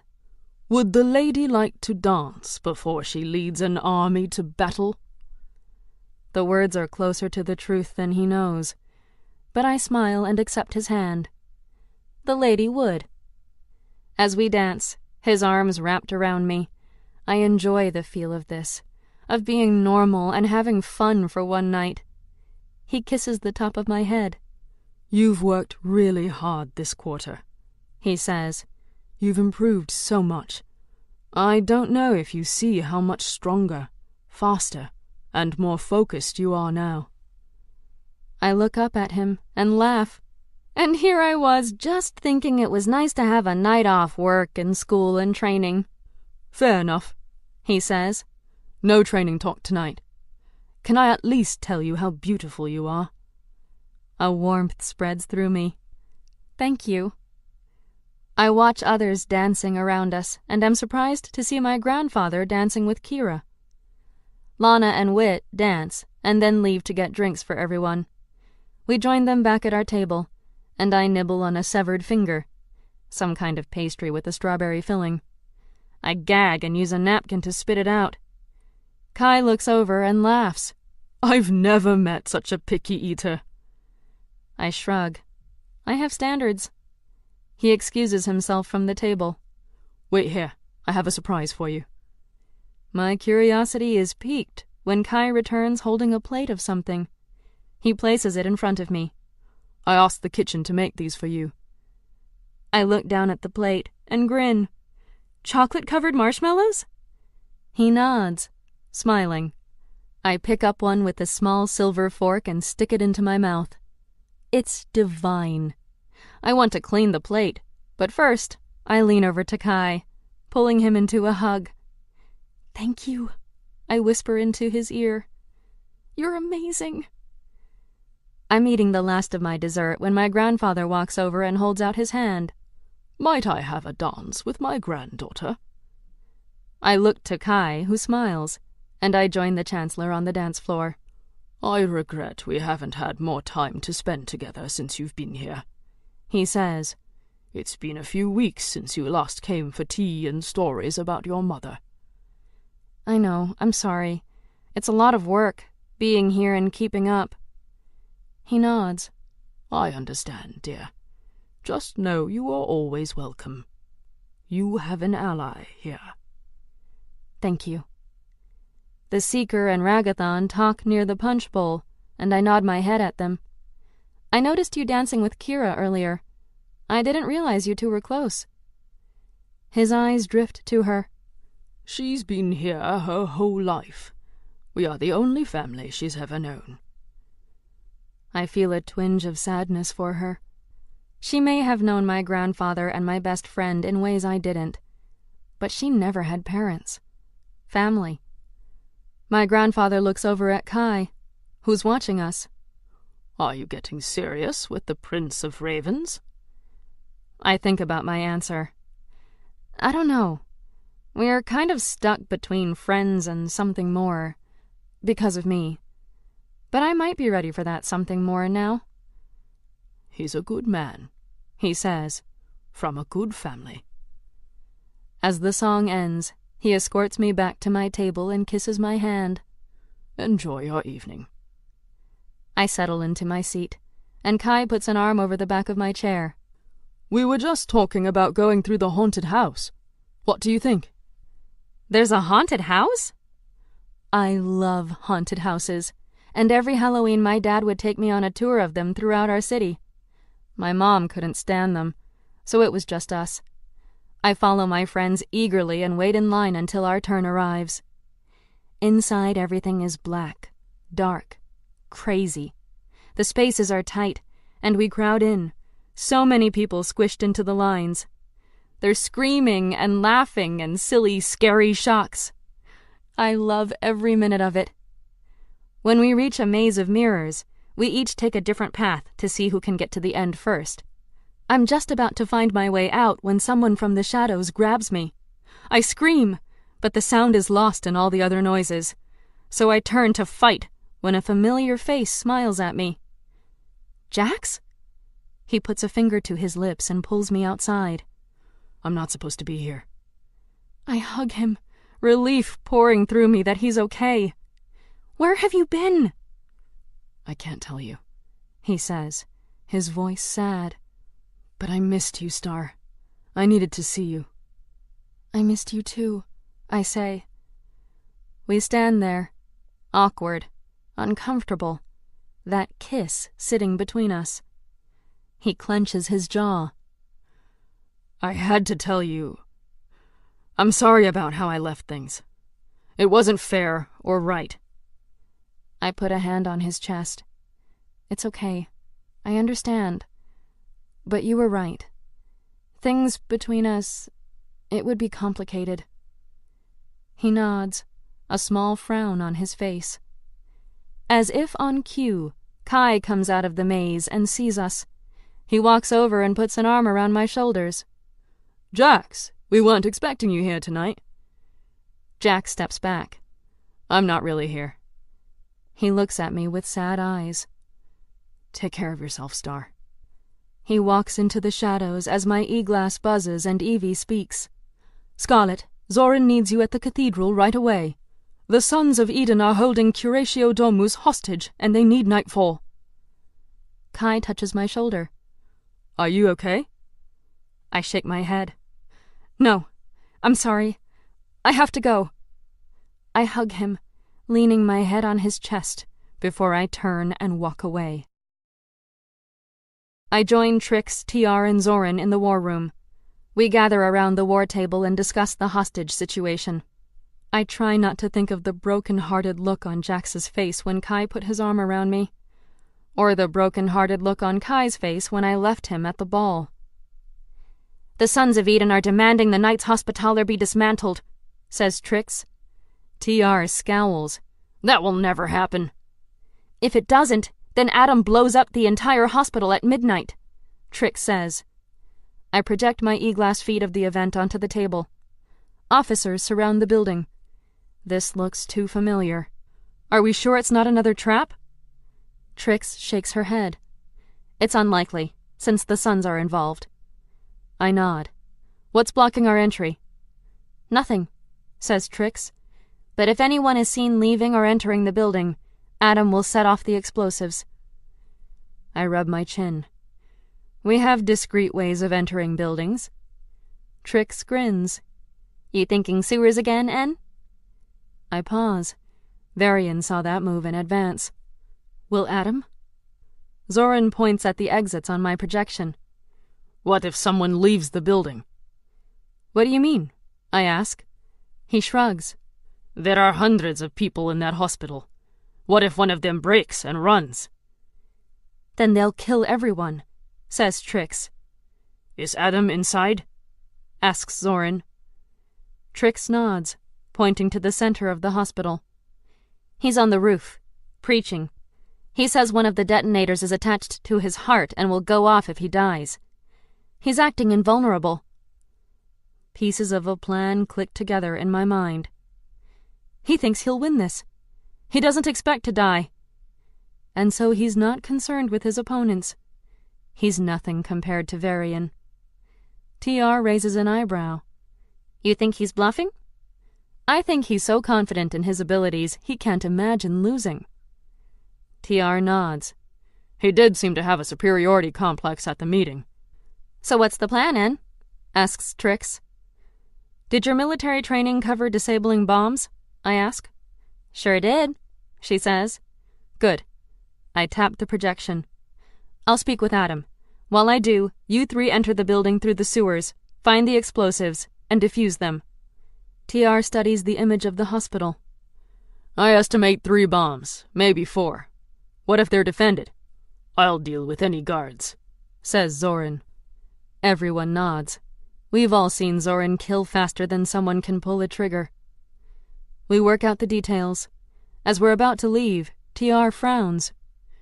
You realize if we do this, we're publicly fighting another major rebel group.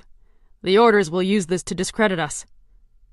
I clasp his shoulder, meeting his eyes. If we do this, we are publicly saving hundreds of people. They'll remember what we've done. If our plan succeeds, the Sons of Eden will be captured, TR says. That's why I'll meet with Adam. Hopefully I can convince him to change his methods and join the Dark Templars. I grab the hilt of my sword. But if I can't, I'd rather he be executed than allowed to threaten others again. Whatever happens tonight, I won't threaten Adam. Nightfall must be a symbol for more than just threats and violence. The people need to see that the Dark Templars can negotiate a peaceful resolution. While the others travel ahead, I find the Night Raven in the catacombs. A black roof has been installed for the chamber since I was last here, true to Zoran's words. Evie opens it for me and sets a flight path for the hospital. En route, I ask Evie to contact Crixus. After a brief pause, I hear his voice. Nightfall, what a pleasant surprise. Crixus, I assume you've seen the news about Curatio Domus? Yes. We could use your help, I say. We cannot jeopardize our plans just to intervene in a dangerous and ultimately meaningless mission. Even if you succeed, you gain our cause nothing. If you fail, we lose too much. I want to argue, to point out why this does help us. But I don't think I will sway him. Nor will he sway me. So you won't help? No, and I would strongly advise you to stay out of it as well. Let the orders deal with it. I understand your position, but I'm still moving forward. I disconnect the call. We are nearly at the hospital when Evie says, "Scarlet, you have an incoming communication." "From who?" "Varian. He must have noticed the Night Raven." I freeze. Why does he want to speak with me? "Put him through."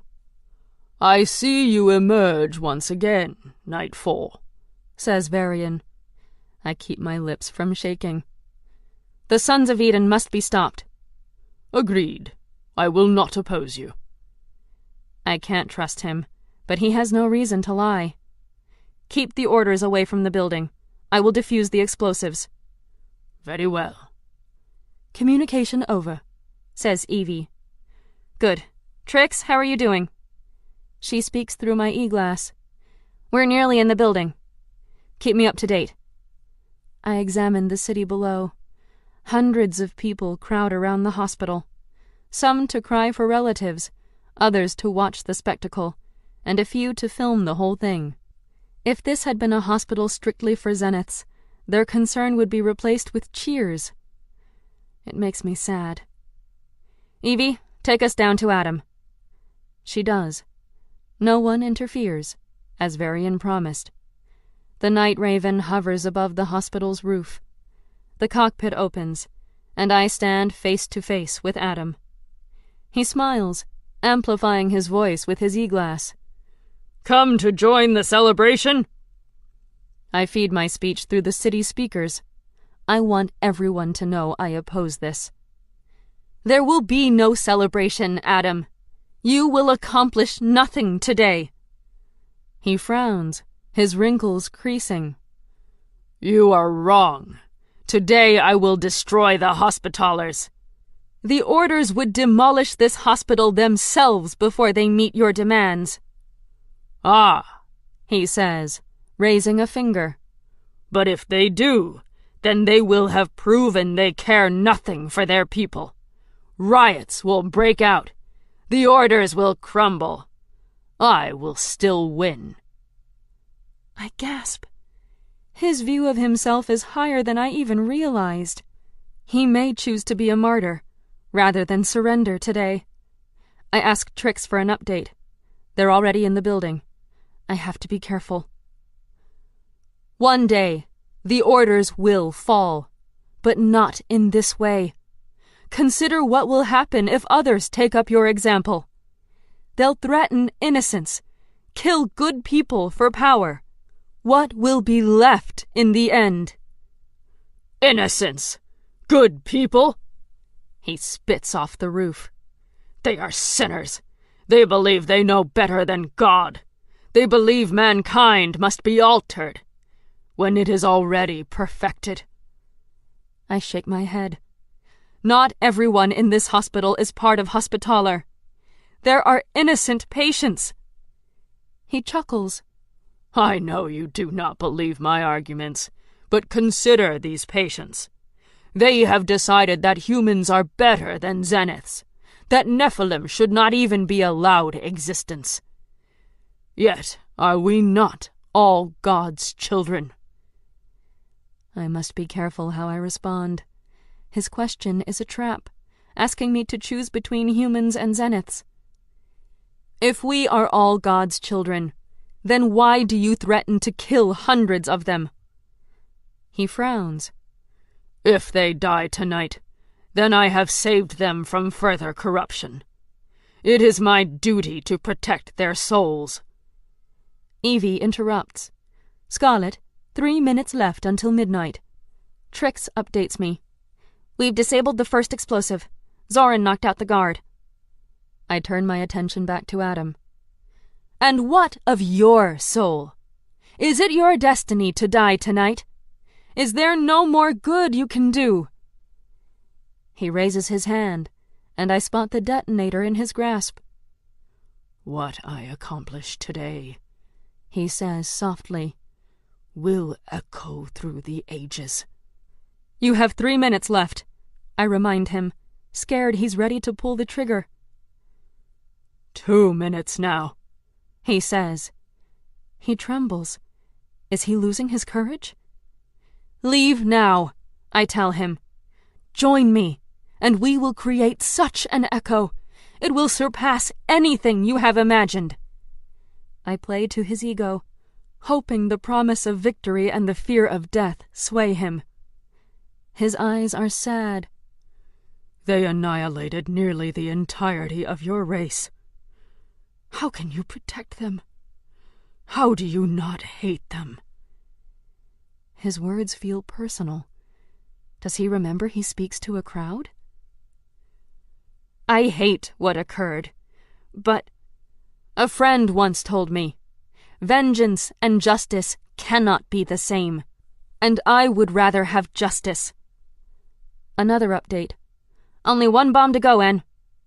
1 minute left, says Evie. I need to keep Adam talking and unaware of time. I don't think of my lessons in speech. I don't think of what I believe. I let the words take hold of me. The people you killed today did not destroy my race. They did not draft the laws that torture Zeniths. Are they innocent? No. None of us are. And we are all punished for it. So if you are to punish these people, be fair. Be just. Do they deserve to die? Adam flinches, his lip quivering. He speaks quietly, as if to himself. It's too late now. I have no choice. They killed my people. What does he mean? They turned the world against us.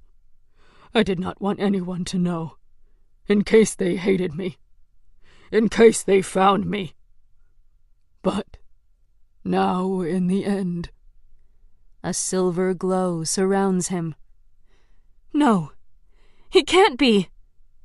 And Adam unleashes his wings.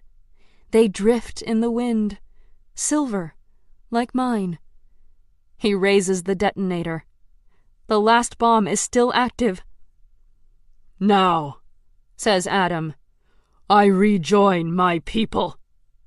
He presses the trigger. The corner of the hospital explodes. The building shakes beneath us as metal, glass, and fire rain down on the people below. I fall to my knees, tears burning my eyes. Trix!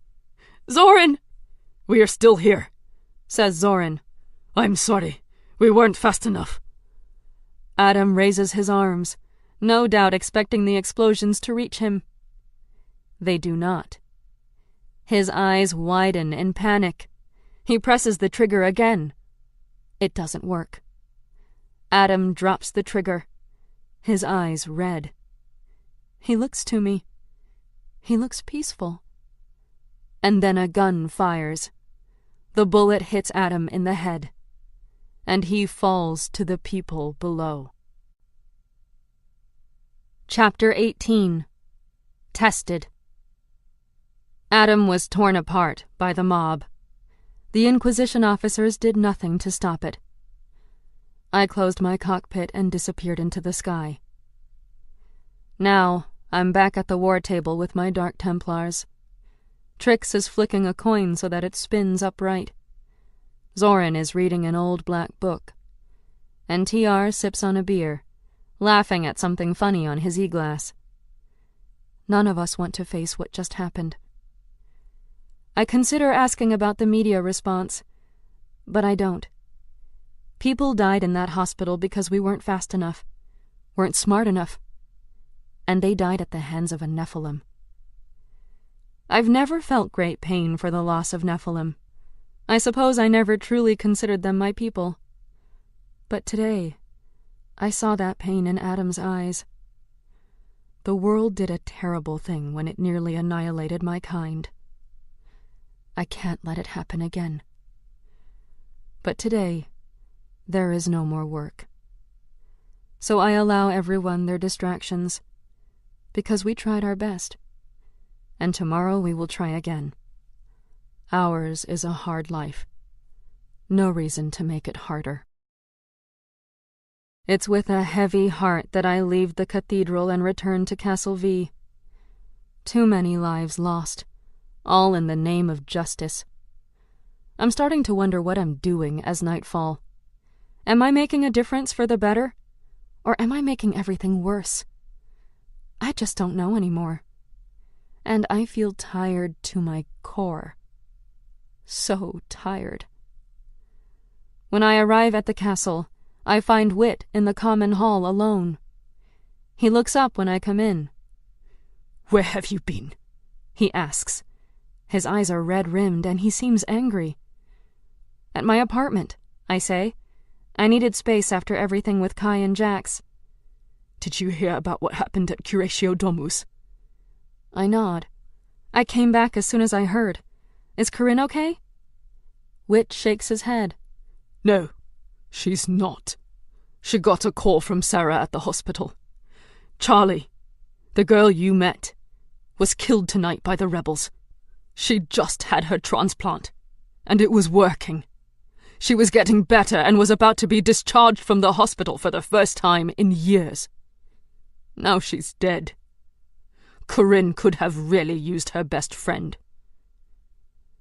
I'm stunned for a moment. First at the news that the sweet girl I met on the first day of APD is dead, and then at Wit calling me Corinne's best friend. But I guess he's right. We are best friends. All of us. I hang my head in sadness. I've failed them again. It seems no matter what choice I make, I fail someone. Where is she now? She went back to the hospital. There are memorials going up for the victims. I turn to leave, and Wit speaks again, stopping me. "She went by your apartment. You weren't there." I don't know what to say to that, so I don't say anything. To save time, I use my wings to fly into the city as discreetly as I can, and head to the hospital. I was here as Nightfall. Now I'm coming back as Scarlet. I find Corinne kneeling in front of a memorial left on the steps of Curatio Domus. Already pictures of those who lost their lives have been erected, and Eden flowers are swaying and changing color, blooming and releasing beautiful scents into the night air. There are candles burning and crosses erected, and Corinne is crying at the picture of Charlie. I sink to my knees beside her and put an arm around her. I'm sorry. She turns to me, her face red from crying. "Why did you bail again, Scarlet? Where are you always going?" I'm so sorry, Corinne. I should have been there. I didn't know. Tears fill my eyes, and her face softens. She hugs me, and our tears mingle. I'm just glad you're here now. Thank you for coming. We look back at the face of the young, beautiful girl whose life ended too soon. "Why?" Corinne asks. "Why hurt innocent people? How is that supposed to bring peace or whatever it is they want? How does killing this girl make the world a better place for anyone?" Pain has a way of testing us.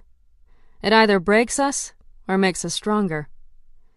Corinne throws herself into her studies even more after Charlie dies. We all take our studies more seriously since the attack on Curatio Domus. It's the second half of the quarter, and the trial is around the corner. We all want to be ready. So here we are, noses buried in our books. Kai places a steaming mug of coffee in front of me, and I inhale it gratefully. Thank you. The cup warms my hands as I sip on the delicious nectar. I already drank a packet of Life Force, but nothing can replace my love for coffee. He kisses the top of my head and sits next to me, his books already spread out over the table. You're welcome. How's it going? I look down at the law book open in front of me, full of highlighted sections and notes in the margins. All mine. It's going. Slowly. Corinne grins over at us, and I can see her mind spinning. She loves even the smallest display of affection between us, as she believes it will lead to more soon. Maybe it will. We've been taking it slow since Halloween. This last month has been about us getting to know each other better. Training. Studying. It seems that after Halloween comes the panicked cramming and studying phase of the quarter. For the last several weeks, our trips to the city and nights hanging out chatting have gotten further and further apart as our workload in our classes increase. Now we only have a few more weeks until finals, and my eyeballs feel dead in their sockets from all the reading. Whit and Lana have become glued at the hip. Yaden and Corinne aren't dating, but he's joined our little gang of friends and brings his own charm. And even Akio is here, his wisdom adding something special to our interactions together. Who do you think's a shoo-in for the boons from each order? Yaden asks. Whit looks up from his computer, where he's trying to hack into a dummy account I created for each of them to practice on. I definitely won't be getting one from the Templars. But Scarlet, you'll get something, I'm sure. Maybe, I say. It's the class I'm strongest in. But Whit, you're awesome at law and order.